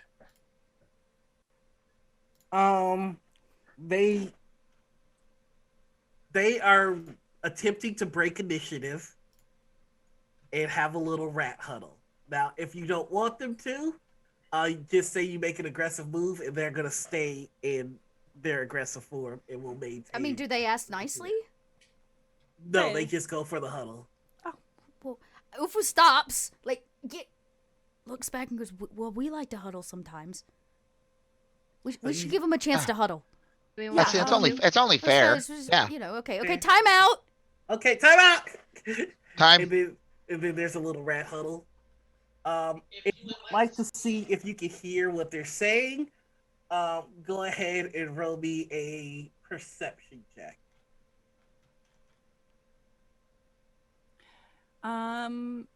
Because I literally have no perception as Phaedra, with my actions, since it would have been my turn, right? Mm-hmm. I'm gonna summon Inky, the Mastiff dog, Shadow Dog. Yeah. And they just come out of my scarf and they oh, and they clatter to the ground. And they got a little waggy tail and they're so happy to see me and I muss up their fur. I'm like, oh, it's so good to see you. I don't know where you came from, but you're mine now. So I put a Shadow Mastiff on the map just so you can see what Inky looks like. Here, I'll have show the players, so we'll show to everybody.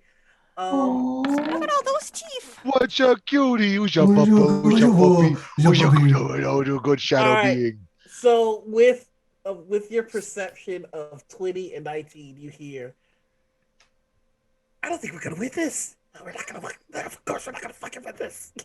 I just stabbed the horned one, and it's like nothing happened. I know. And the person that fixed it saved me. I don't get it. They're very confusing. Okay.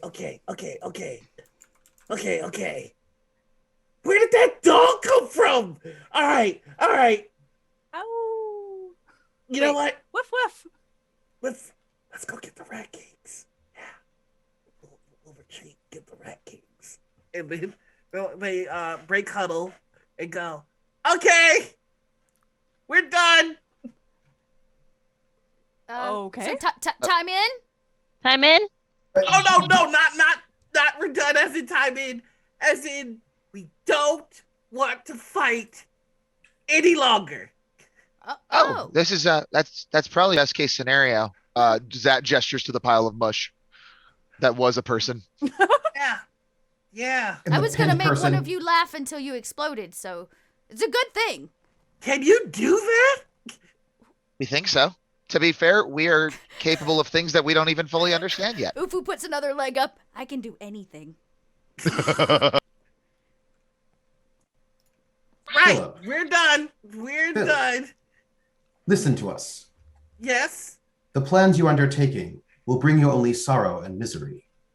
I urge you to look inside and leave this path of destruction that you are walking. It will only lead to your doom. Yeah, we got that when that one turned my cousin into jelly. So we're gonna leave. Before you leave, yeah, you must know the path we are walking will take us to stop this god of yours rising. Right. We're hedging our bets that the guards are able to do with you all what we couldn't, and we still get what we want, but we don't want any piece of this. You all are doing things that don't make sense. I shot you! Yeah, he shot you and then was shot. That makes no sense. So we're done now. We're gonna go. Good luck.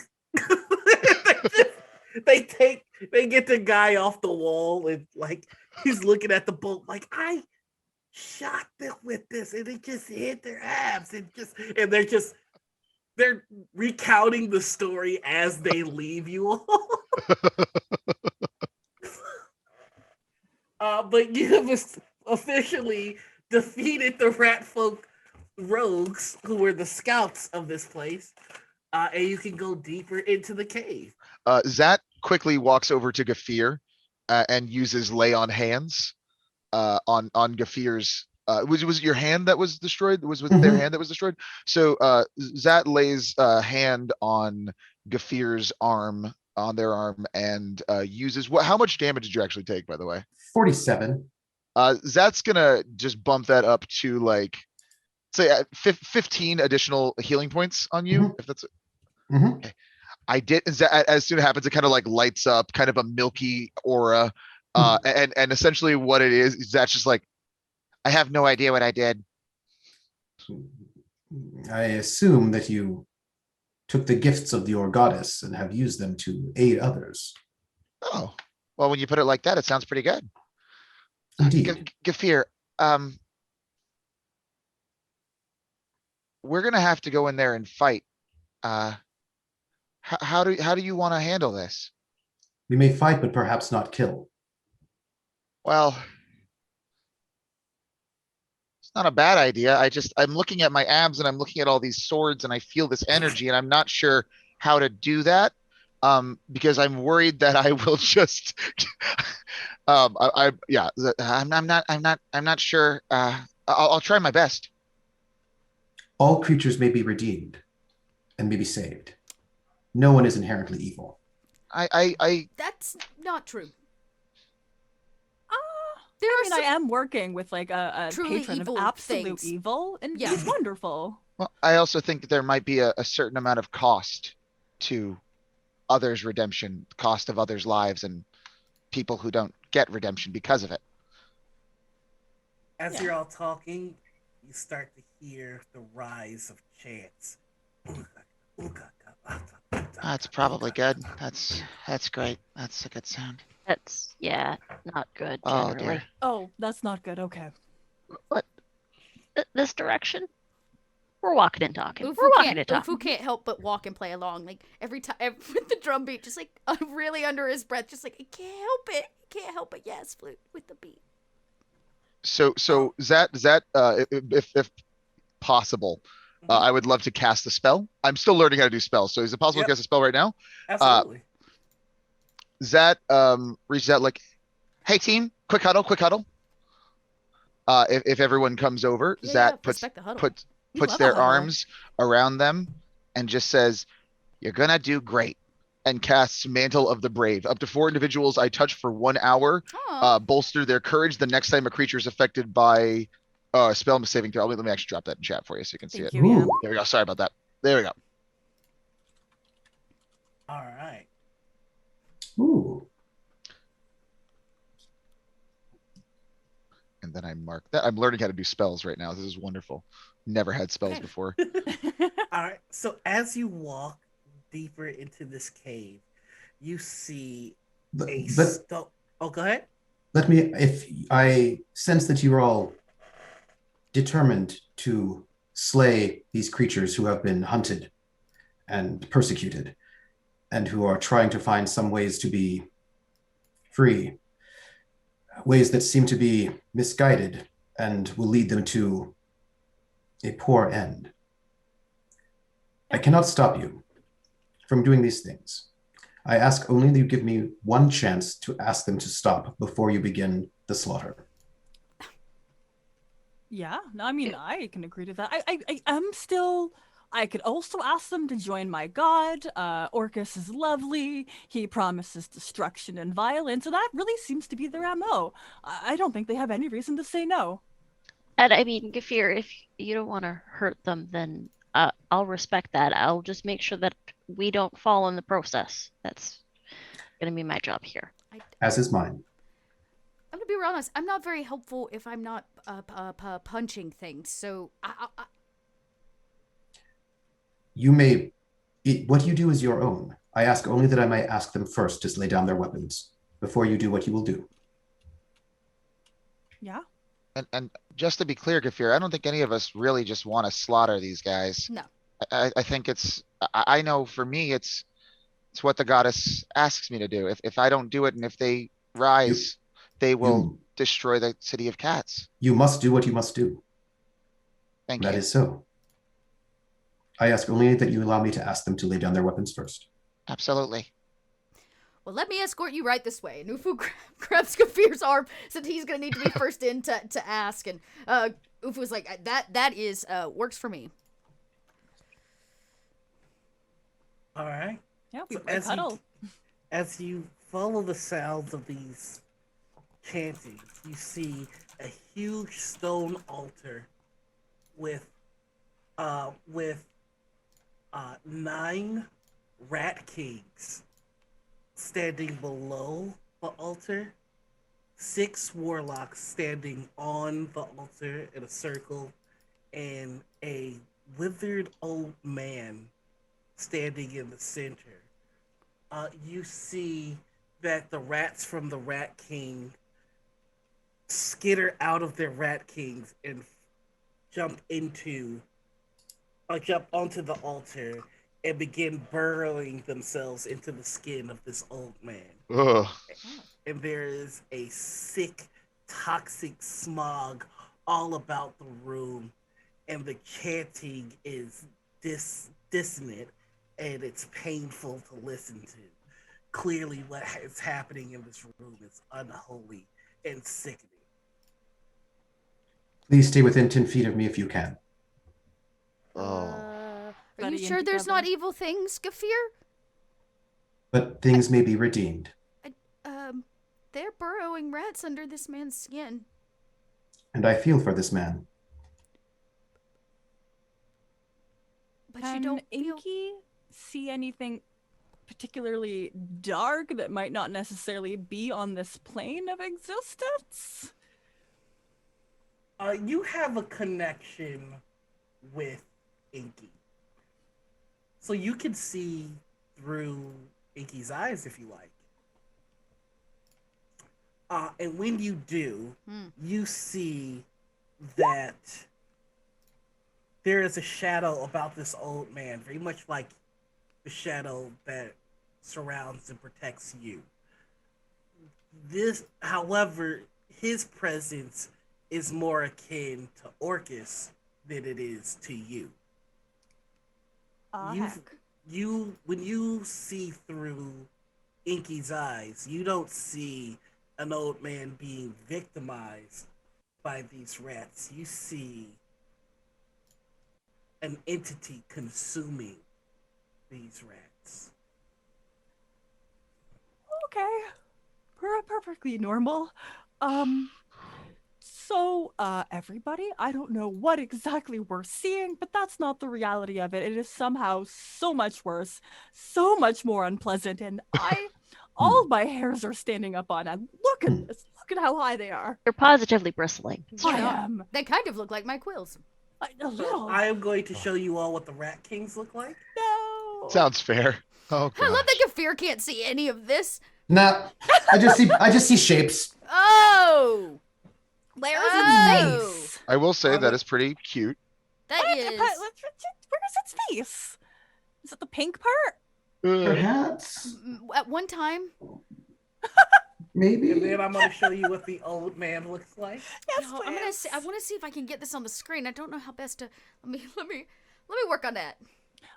Yes, I believe in Roll20 y'all should be able to, or the GM can pull these images over to the chat, and our chat appears in our Twitch stream. Oh. Yeah, Ah, okay. yeah. Can you... Wait, what? Oh, wait, hang on. I think. Hang on. Let's see if you're right. Wait, I mean, I can what? always show it another way, but if I can drag Yeah. these to the actual chat... I know you can. That would be so cool. There used to be a way. I don't know if it's still a thing. How do I? That would be so cool. Yeah, if you figure it out, that's very cool. I'm a big fan of that. Though I will probably, for now, do it this way so we can all see them like this. I'll cover our faces momentarily. There you go, everybody. That You didn't work. you can kind of see Oh. more, which is very strange. Don't click that. I don't know what that is. Oh. Yeah, don't click that. Don't go there. Don't actually go there, everybody. No. I was trying to figure this out.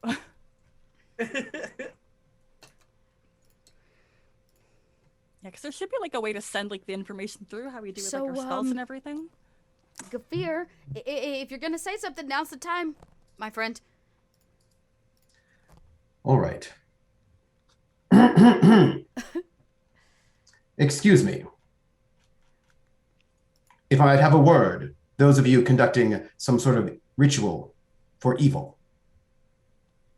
Hear the old man in the center speak, and the rat warlocks and the rat kings continue their chanting. And he goes, how can I help you, child? I am a vessel, and I have come to give you a moment of peace. This group that I travel with, we are here to stop your ritual.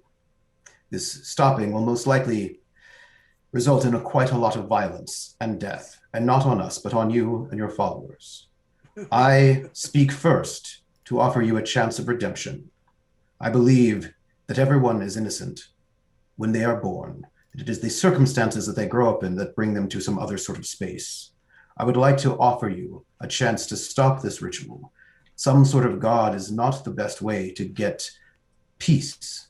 Long-lasting peace only comes through diplomacy, and violence should be the last resort, always.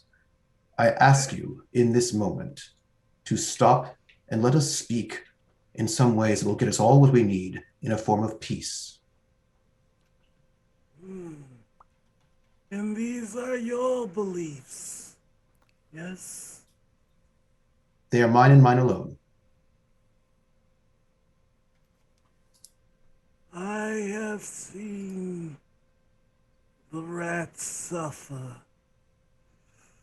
As Lord of Swarms, they are my children. They call to me in their pains as they find their homes in the belly of their predators. They will not falter in their beliefs, as you will not falter in yours. So, we are at an impasse. O child of redemption, what will you do? I do not believe that impasses are happening if people come to a space with an open heart. I believe there's always a way for diplomacy to find peace. I believe there's always a way for people to become redeemed. You will find the hearts here quite closed. And what of your heart? I have no use for such things. Why bother with the heart when one can have power? Power with no heart brings suffering. If you care for your children, I ask you, before I step back and let my compatriots do what they will, to rethink this path that you are on. The path you are on right now will only lead to more suffering for your children. I cannot believe that you want that. Then I will simply make more.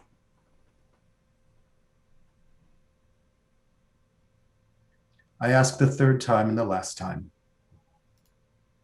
Will you please step back from this path? Follow the path. There is a seed of goodness in you and in each of your children, and that seed can grow over time and flower to something beautiful. There are ways to negotiate with the catfolk and with all of those in this land so that you may be free, and your children may be free without suffering. There is no need to bring forth a demon from an outer plane that might cause only destruction, not only to those around us, but ultimately to yourself. And so I ask you this last time, step back from this path and join us, hand in hand.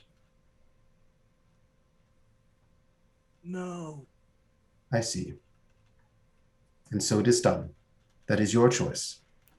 And Gafir steps back so that Gafir is 10 feet next to everyone else. So we can do the thing now? You may do what you will. You gave me my one chance. Thank you. Sounds like Start. we gave them a chance. They didn't take it.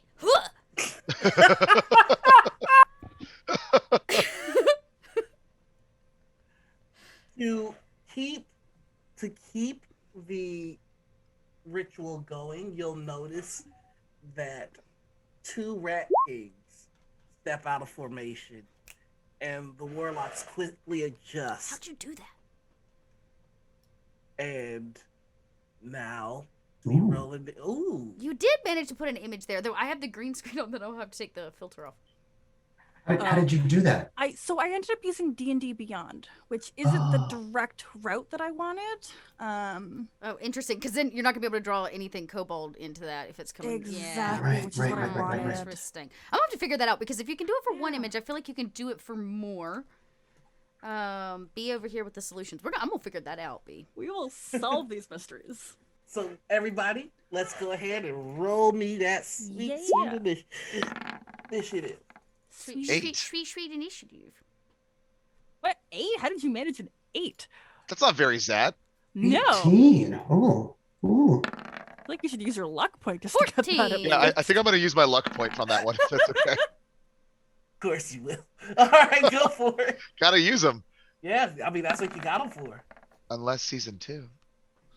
I'm gonna roll initiative again. 6. What the hell? Whoa! Wow. Okay. That's how okay. we know this is the Ooh. Okay. I'm not gonna push. Wow. I'm not gonna push fate. This is clearly the goddess's wish. So I'm gonna go with that. Yikes, Aroni, the San Francisco tree. Give me just a second. We need to roll our Okay. initiative as well. Okay. All right, so let's see how this is looking so far. We've got Phaedra at the top, which is not surprising. There's a lot of evil in the room, and I feel like it does really well in that fire. At a 21. I don't know what that creature is. I'm worried about it. Here. At a 2. Ooh, it's got some legendary resistances, folks. Is this the arch? Mm-hmm. Okay. Mm-hmm. Well, So- he ain't ready. There's a lot of saving throw business going on. Oh yeah, Just- look at that. Got some legendary resistances going on. Yep. Just gonna note. Just also, it looks like he's not. Looks like he has bad personal hygiene. This archdevil Arbayach. Yeah. Wow, you just Is coming it the from my flies or the man's decay hygiene. that gave that away? I don't have great personal hygiene either. It's fine. This takes one to know one. I'm just saying. Oh, I got a new thing for this. I forgot. I have a diamond soul. Super. That I can't believe that wrote like this. I am as shocked as everyone else. We won't tell anybody's out. Thank you. Concerned about all of that. Okay. Okay. Mhm. And Arbiak. Well, I can do it 4 times, so it's fine. Okay, Oh, so burn we're up good to here. go, and we're gonna start with Phaedra. What Mhm. do you do? There is 2 of the Rat Kings step out of formation to protect the ritual. You see behind them is the outer layer of other Rat Kings, now 7 of them. There are 6 Warlock Rat Kings focusing on the ritual. I mean, there are 6 Rat Folk Wizards and Warlocks focusing on the ritual, and in the center is Arbayak himself. Wizards and warlocks, and they're the ones who are conducting the ritual? Yeah. Mm-hmm. Okay. And it So seems to be it's- orally driven, like they need to be making sound, correct? Yeah, so from the looks of it, you notice that the rat kings on the outer side are chanting and rats are leaving them and being consumed by Arbiak. The rat Oof. folk, wizards, and warlocks are doing something to the rats that hop on stage and are consumed by Arbiak. So it's like everything feeds into each other. Okay. Would you accept, because I do how many? 1, 2, Oh gosh. 3 attacks. One reaction bonus. Oh gosh. Okay. Would you consider one of my attacks, or could you justify one of my attacks as inky as well? I'll give Inky his own initiative after you. Oh, Okay. nice. Inky can join you. Inky has stats too. But because it is the first turn in this area, the Rat King has irradiates a magical aura of misfortune and a 30-foot radius. You are within that radius, so I do need you to make me a charisma check. A charisma save. Okay. By the way, you are within 10 feet of me, so I would like you to add to your charisma save. One moment. Let me pull it up. Whatever your charisma modifier is. Yes, so +3. Also, if this is a saving throw, correct? So your blessing, I can't then you get my charisma modifier plus, which is 3. Yeah, Oh, so that's +6. So everybody's adding +6 to saves. Yep. Everybody gets a plus, as long as you stay within 2 feet of us, everybody gets a +6 to all your saves. 1 second.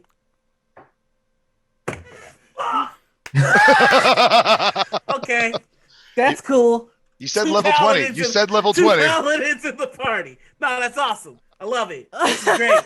All right, cool. And that bonus for me just comes from me being very calm. Yeah. Love this for me. Oh, Let's that's just ignore that ability. Just very calm, very calm. All right.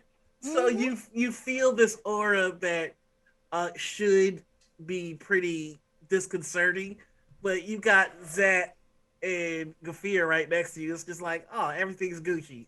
Go ahead and do whatever you gotta do. You get the smell of the desert from me. The smell of the desert right after a storm. That's what you get from me. That's my aura. I love that. And then Zat, what is your aura? Like your heroic. What does that smell like? Zat's aura kind of smells like catnip, honestly. Oh, good.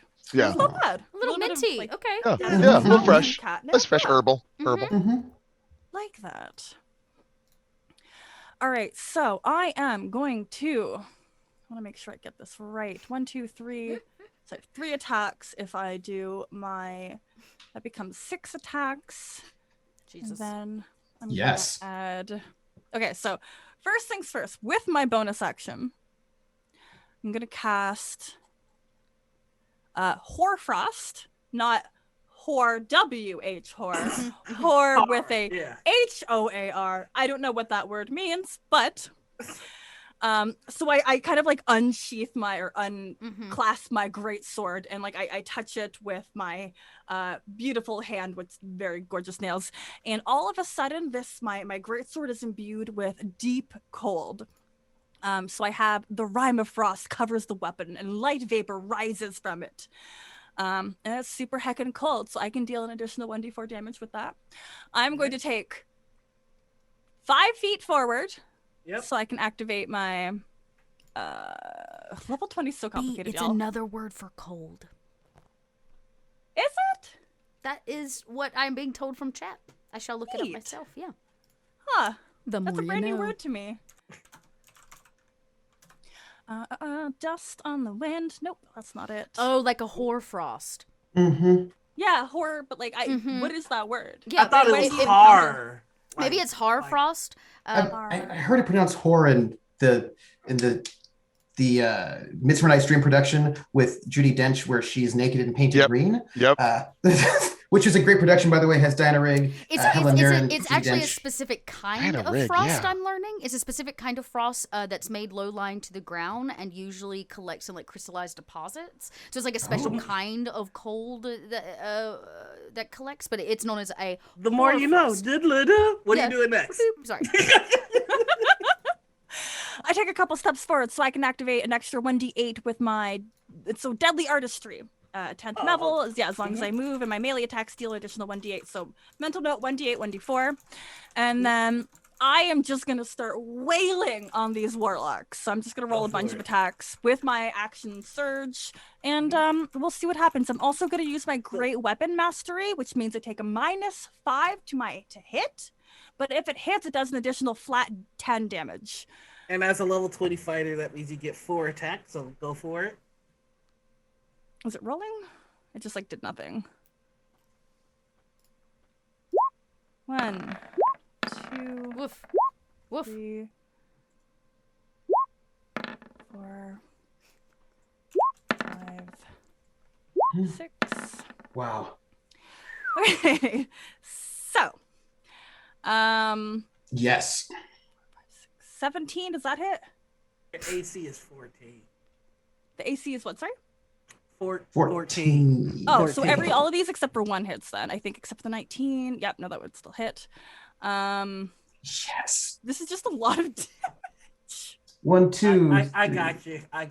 5 hits. Yep. 1. Multiply that.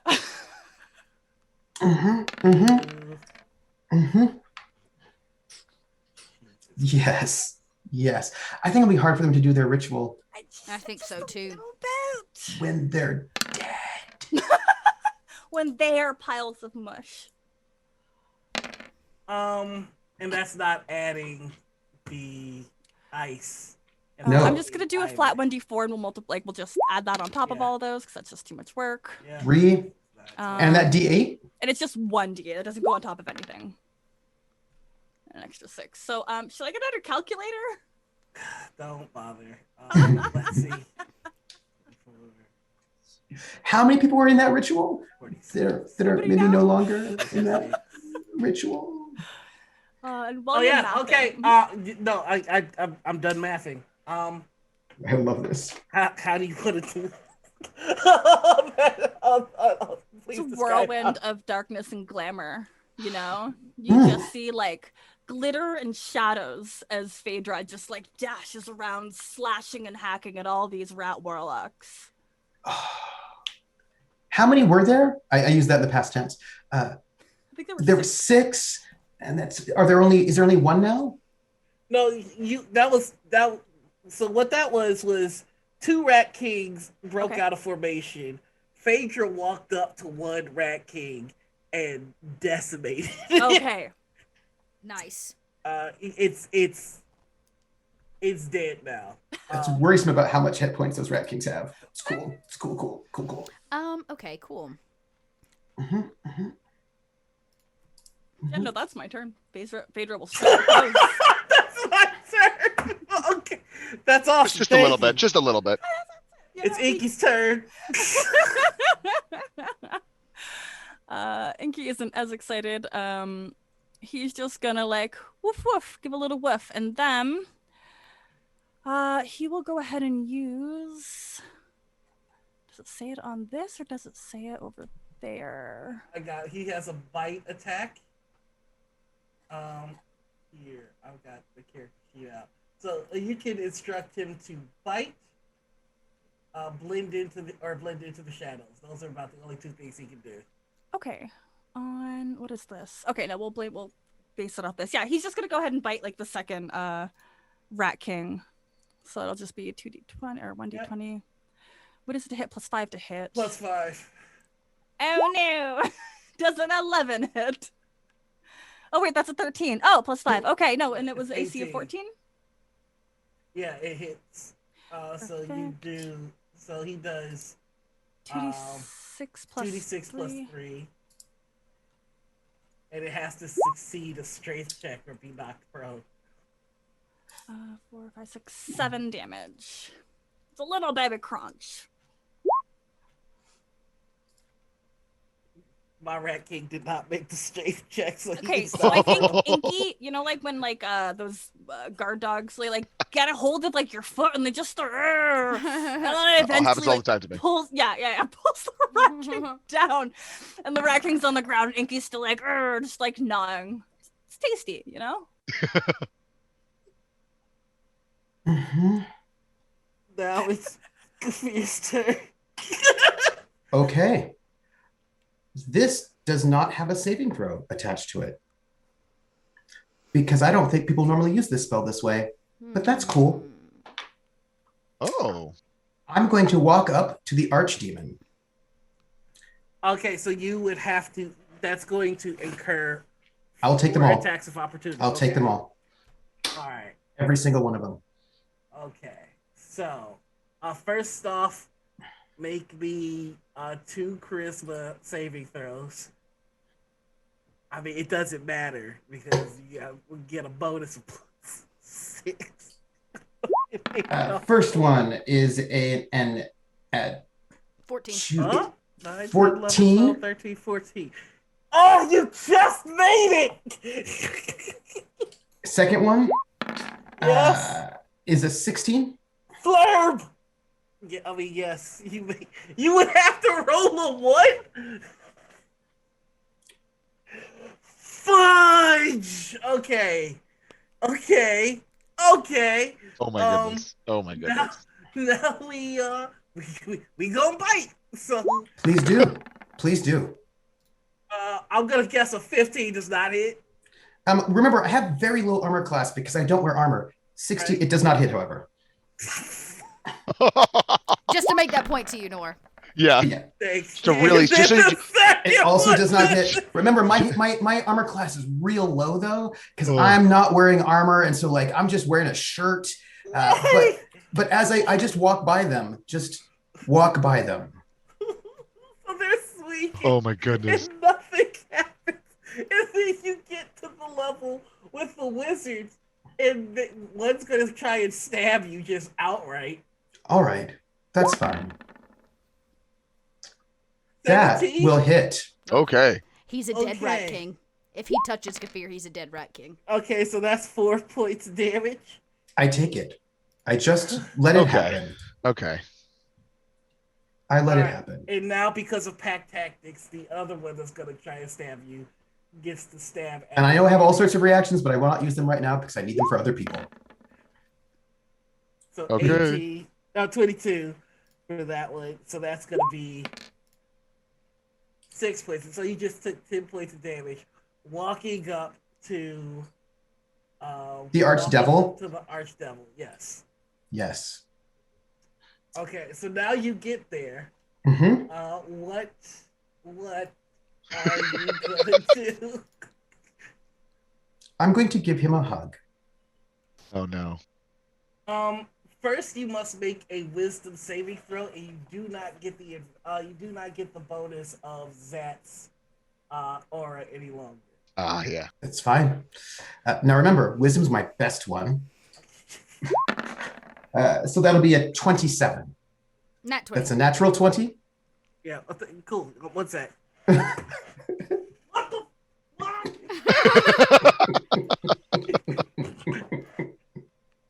Okay. So you bypass by monster's fear aura. Oh, also I'm immune to fear. Don't worry about it.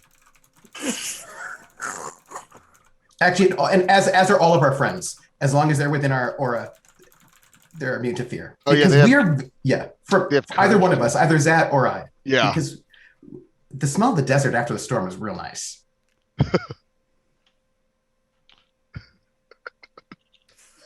I would like to hug him, please. You are going to hug him? Yes, please. Also, as a reaction? I am also casting a spell. This is it's a touch spell. Okay. Go So for it. the touching is a hug. Okay. It's more like it's like, not wanting to get too not super unconsensual. So it's more like, hand around the shoulder, Like, hey, bro, bring it in. Like, Yeah. I must remind you, this is an archdevil. Mhm. So go ahead and do your spell, and we'll see what happens. But it is a spell that does not have a save because it's a positive friendly spell. Okay, I would like to cast Heart to Heart on this demon.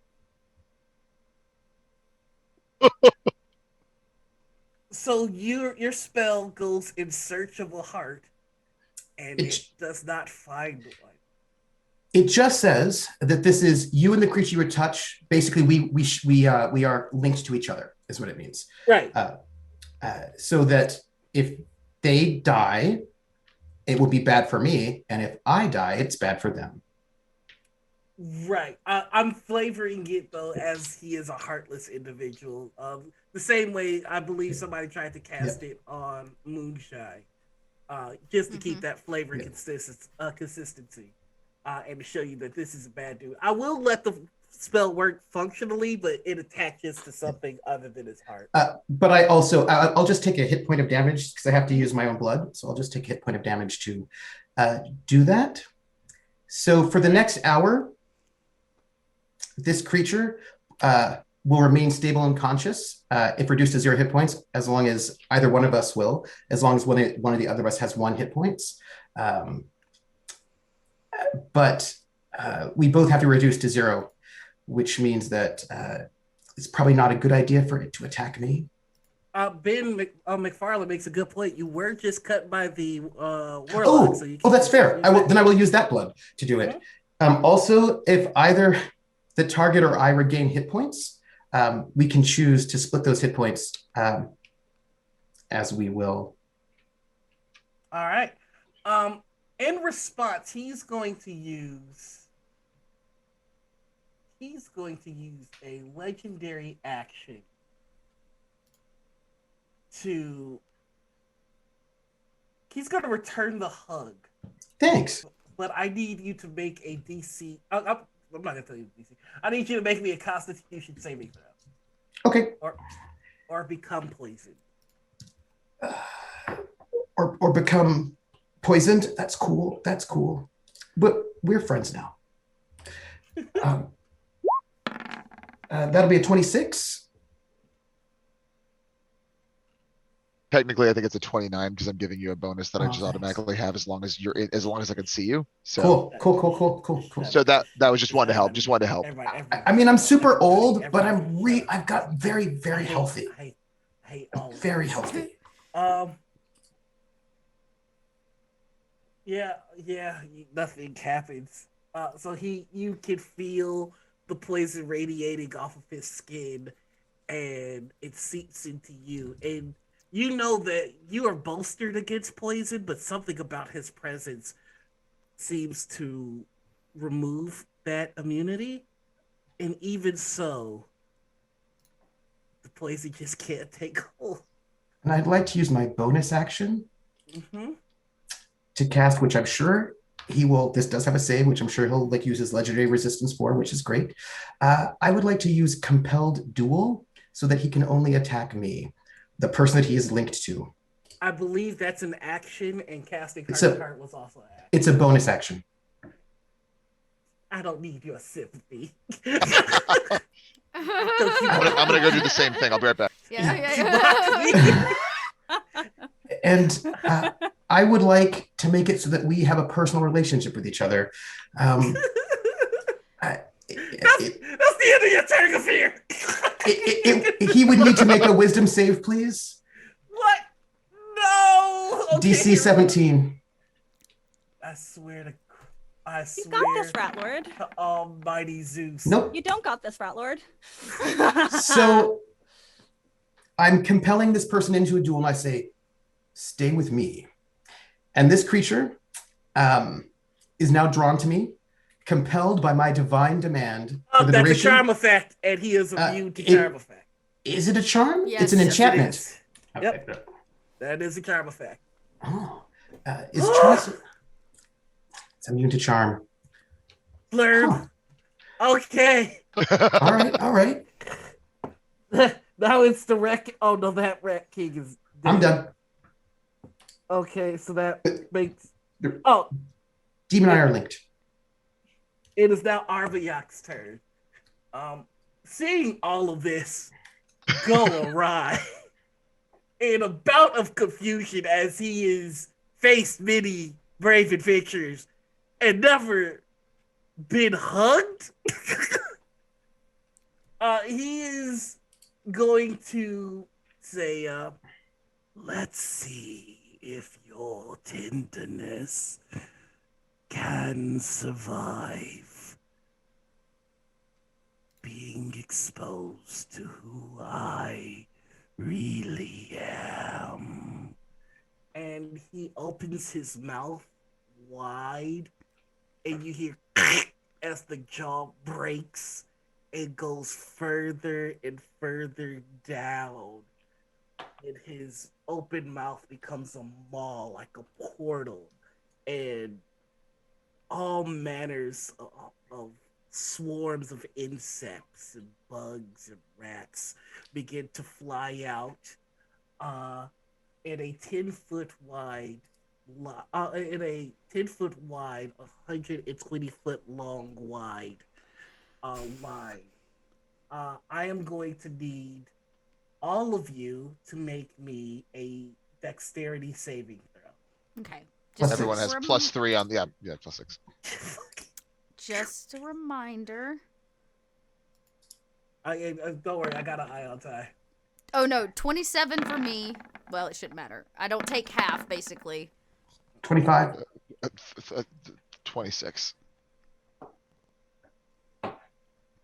Anybody else want to roll ridiculous? Oh, okay, cool. Oh. Phaedra, 27, awesome. 25, So- 26, nat 20, 29, and 23. So we didn't even need the bonuses, is what y'all telling me. Cool. The DC was 22. I imagine this is that super cool moment in Avengers where we all like he tries to blast out, we all roll to the side and hit like super cool like positions. This is that moment. Yes. I'm like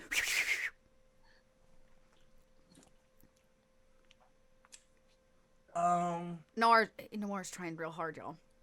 I know. I know, He I really know. wants to hurt us, and it's I know. so difficult. And Zach, yeah. Oh. So you're all gonna take, except for the ones of you that have evasion. So that's Zat and Ufu. You're all gonna take 12d8. 12d8. Half of that, right? Yeah. Well, no, you're not gonna take anything. You have evasion. No, but they'll take half of the 12d8. Yeah, they're gonna take half of it. So.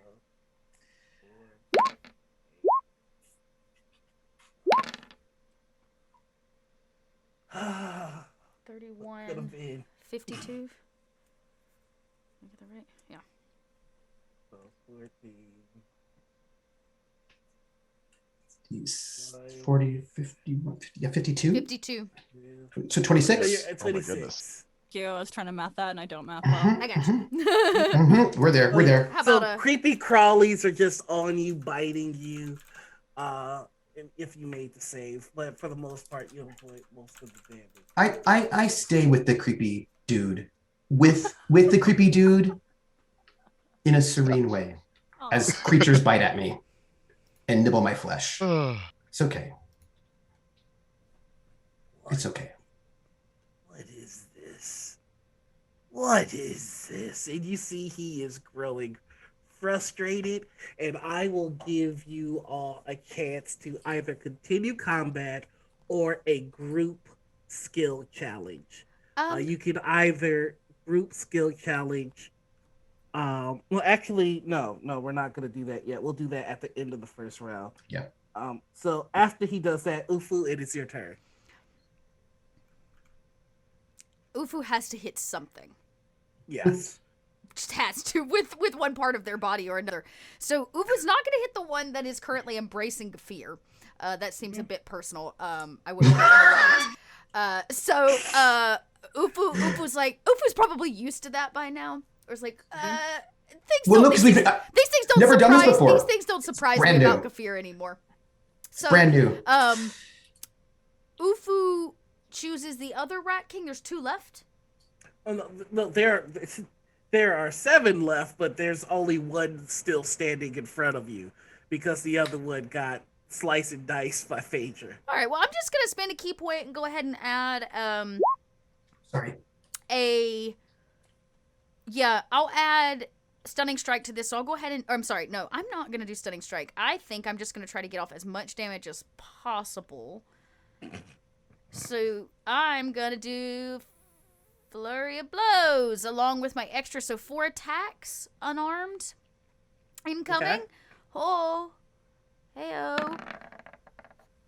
That was a bad roll. And that one, 18, 20, 15. Oh, I'm sorry. Ignore the last one, which sucks because it was an nat 20. God damn it. So 18, 20, 15. All right, those 3 hit. Okay, great. So you take some of that. You can take some of that. You can take some of that. So 12 and 11 is 23 plus another 10 is 33 points of damage. And while I'm just hanging around, putting some tiny fists to face. It's bloodied. Great. He's bloodied. Nice. Oh, I wish there was like a final Key point? Key point? It's like a key point to, yeah, I don't know how. Can I monks do? work, Well, though. I can only use one key activated thing around, right? I don't know. Depends on the monk. It depends on if it says it uses a bonus action, because you only get 1 bonus action. You only get 1 bonus. Yeah, exactly. So I used Flurry of Blows, which I take as part of my attack action. So you get 2 attacks because you're As the baseline. bonus action, basically. Yeah, so that but you counts also as get 2. You also get 2 as a bonus because of Flurry of Blows. So you get 4 attacks, not 3. So that means that counts. Nice. Hey! Nice. Making that Nice. happen. So, and that's a crit. Yeah. Well, Mhm. it kind of rolled it. So 10, another 11. So what did we say? 33 goes to 41? 40, I'm sorry, 44? Yep. There you go. Who was like, are we done here yet? I just want you all to understand that rat kings are giant in size. Yeah. Oh, wait, they massive. are? Uh-oh. Oh, Noir. Oh. You just gave her ammo. Oh, Nice. Noir. Oh. After Oh. I get done punching and kicking it with my adorable Oh. little arena hands, I'm gonna land on the ground and look up at this big rat king and go, please, sir, don't hurt me. And I'm gonna use, I have something for this called Unthreatening. It means that I can use this as, oh, wait, no, this is a reaction. I think this is a reaction, so I may have to hold it in case he attacks me. I'm gonna hold that. But just know, the big, big hedgehog eyes are coming. Yes. Moonshine, it's your turn. Put us out of our misery, Moonshine. Do we want to stop the chanting? Yes. We do. Yeah. We really do. Oh, fuck Yes, we do. you. Yes, we we do. really, really do. Take their We voices. really, Come on. really do. Do We it, do. do it, do it, do it, do it. I mean, I can't cast silence, but I could silence them another way, and you're not gonna like it. I like it. Just I like it. Yeah. Okay. How big is this room? It's about 60 feet. Okay. Cool. That's more than the space that I need. We might get hit. Everybody back up! I'm ready. I am going to cast. Oh god. Oh god. Here we go. Cloud kill. Oh! I need all of them, everybody in the room to make a Constitution saving throw DC 19, please. Wow. Remember, +6 from us. +6 from us. Okay, so Cloud Kill is poison, right? +6? It is, unfortunately. Okay. I don't make it. 15. One moment. Is there a thing I can do about that? Oh, Can wait, I this help is you? poison, right? Yeah. I'm yeah. immune to being poisoned. I can't be poisoned Nope. because I'm in arena because Nope. Yep. Same here. Not a Nobody is immune to being poisoned as long as Arbiak is in the room. Okay, okay. Hang on. No, this is based on my race. Are you sure? Hang on. Oh yeah, because mine's entirely based on my class. Mine's actually based on who I am. I have advantage on saving throws Oh. against poison and resistance against Yes. poison damage. So I guess I can roll again. Creatures that Yeah. would normally be resistant or immune to poison disease or the poison condition lose their resistance or immunity while within 120 feet of Arbiak. All other creatures within 120 Okay. feet of Arbiak have disadvantage on saving throws against effects that cause damage. So basically, I don't have resistance and I don't get my advantage, but I don't get disadvantage Yes. because it takes my advantage Yeah, away. yeah. Because I usually get advantage on Yeah. poison resistance rolls. Mm-hmm. Hold on. You usually get advantage. Mm-hmm. Have disadvantage on saving. It's like a throws. flat. So Yeah, I just yeah. get one roll instead of 2 rolls and take the lower. Yeah. Mm-hmm. Yep, so that means all my Rat Kings because I didn't think somebody was going to. Hey, Rat Kings, how you doing? So let's see. That's right. I still don't think I made it. That's fine. You do because as a reaction, within if a creature I can see within 30 feet makes an ability check or saving throw, I use my reaction at +5 to roll. Blast of Genius. Hey, that'll do it. Oh, yep. Teamwork. Look at that Rat King. Yep, Fail. Hoisted on his own evil petard. You Feels like, almost had it. right? Like, yes. Oh, Ratty. Radigan. Radigan, no. Ratty, you're so sad. Oh, that's 20. That was They less good. save. One rat saves. Mm-hmm. Yeah. If I can have you put Cloud Kill in the chat for me real quick. Just Anderson great. that lives. We liked Anderson. we liked Anderson. Anderson was awesome. Chat, I hope you're enjoying this episode of Torture the GM. I feel like Oh, here's a question. So if I actually am immune, do I just become resistant, or does it also take resistance from me? I'm just very interested in this. Your immunity is gone. Interesting. I have so many things for this, but none of them are working. I have so many things for this one moment. All right, could you put Cloud Kill in the thingamajig? Thank you. Just did. Though the first roll was 21 points of damage. 21 points of damage. Yep. Side note, I think Compelled Duel actually does work because it doesn't count as a charm and it doesn't inflict a charmed condition. Give me just Basically, we're saying they're super duper. Oh my fucked. goodness. Yeah. But I mean, he could burn his legendary resistance to sort of That's probably ceasing true. that save. Yeah. That's probably true. yeah. I'll just have to do it. It doesn't matter. I was like, I'm gonna make up some BS because time, but I don't have to. 4 of the let's see, 1, 2, 3, 4. 4 of the warlock wizards and warlocks just instantly drop dead. The Rat King that Ufu just beat up also drops dead. The runes and the eerie green eldritch energy that was circling the platform fizzles out as the ritual is no longer maintained. Yes. And you see Moonshine. Ardiak Moonshine. looking very glitched as he is being shunted and banished back into his realm. Great. And with that, you all hear as you wake up back in the cove in your normal bodies. What? Oh. Oh. Wait a second. I look the same. Yeah. I look way younger. Oh. Really into that edge you look. I try playing my instrument. It does not sound as good. No, it is bad. And you just hear the step off in the distance as if her words are being carried by the wind. And she says, "They'll do, Zad. They'll do." What? And that is the end of our adventure. It did not go at all how I planned. We thwarted your plans. We did. Though, it's been a while since I played a level 20 character. That's fun. Right? You just have so That's much to work fun. with.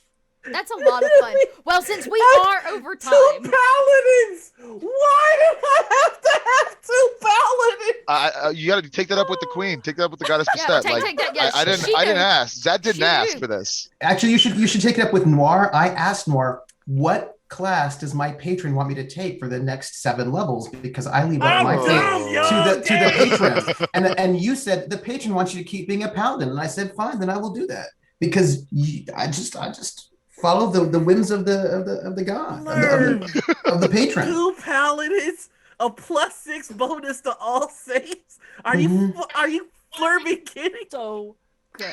And also, Okay. if you didn't make it, you get +5 from me. Yeah.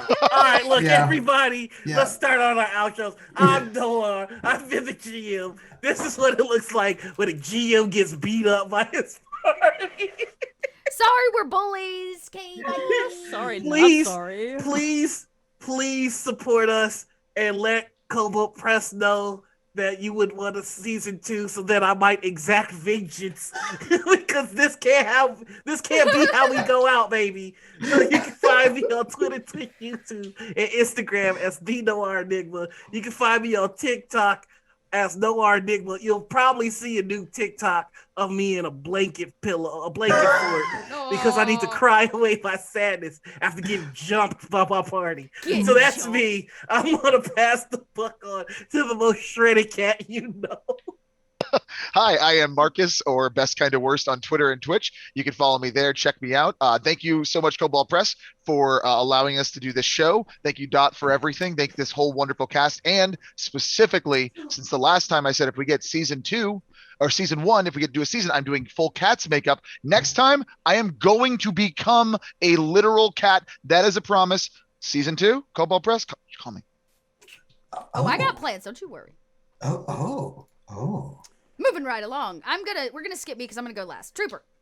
I'm Trooper SJP. I'm on the internet doing all the things. Boop, boop, boop, boop. You can find me, the next time you can see me is Wednesday at 8 p.m. at Praxagorthus Smoporia, where I'm playing in The Witcher. And my big show, of course, on my channel at 7 p.m. Eastern on Fridays is City of Light and Shadow, a Fate French Resistance campaign with Little Red Dot in it as like one of our favorite German art historians and sometimes ex-assassin. And this was so great. And I will just say, look, I feel like we have someone who worships Orcus and also a paladin of redemption who does not believe that violence should be used except for the very, very last resort and that there's good in everyone, which is a whole song from Chicago. And I feel like you want to see that for another season.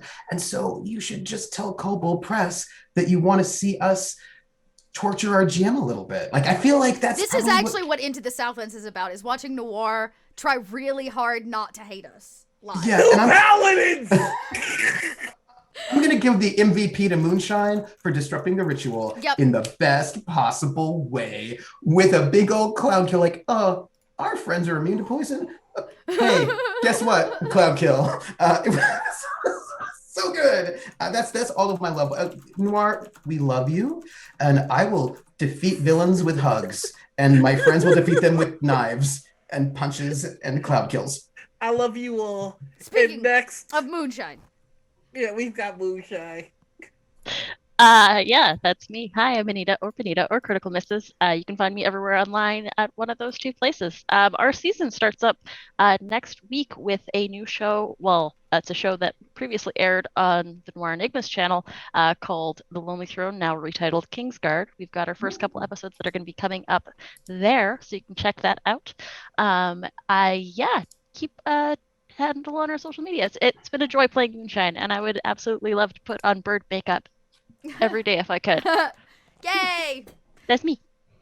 B. Yeah, what's up? It's me, Busy Bee. You can find me on Twitter as @B_Zelda. I have been Phaedra, and I'm thinking, like, y'all, if we get a season 2, I might actually just buy, like, Minotaur horns. Ooh. Because, like, Gafir, your outfit was just everything to me, and I want to channel some of that energy, and I think season 2, that'll be my moment. Oh, I'm gonna look for I'm gonna look for Minotaur horns for you. Oh, I'm really? gonna Okay. Oh, I I'm will. in Canada, so it's got to be shippable here because everything sucks here. Yeah. But okay, well, it may suck, but you have like Alanis Morissette. So yeah, you get other good things, Canada. Sure. Not good shipping, but other good things. Gang, I'm Dot. You know who I am. I'm always around here at Kobold Press. I'm our Twitch producer. Award-winning Dot. Thank you so much Award-winning Dot. for being here, watching the show. If you've shown up week by week, hopefully the shenanigans will fulfilling.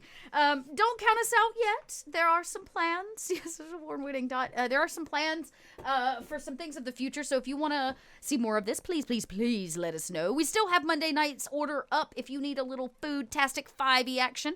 And this upcoming Wednesday, we're going to do something a little different for our Kobold chats. We're actually not going to be here. I'm going to be over on the Game Hers Network. They're having a charity stream called Crit for Cure, where we're raising money for women with cancer. I believe it's actually breast cancer, if I remember correctly, but I'll have to double check that. But check it out. You can go check out their Twitch, and they all have all that information. But we'll be playing a game right in the middle of when chats is supposed to take place. So instead, we're going to be over there gaming because I'm running some of our prepared modules. So if you like Kobold Chats is prepared, like one-shot collection, I'm going to be running some stuff out of that. So come check it out. And I'm going to be using Roll20 to actually do it. So you get to see our VTT content inside of Roll20. So it should be pretty sweet. That is the beans that I can spill. I knew I had something to tell all of you. Award-winning beans. Award-winning beans spilled. We can all now roll. They were rolled at once, so now explosion. I will see you all very, very soon. We're going to have some new shows coming up. We're going to have all kinds of new things coming down the pipeline, so don't go anywhere. We'll be back here. Same Kobold time, same Kobold channel. I adore you all, and until next time, bye, everybody.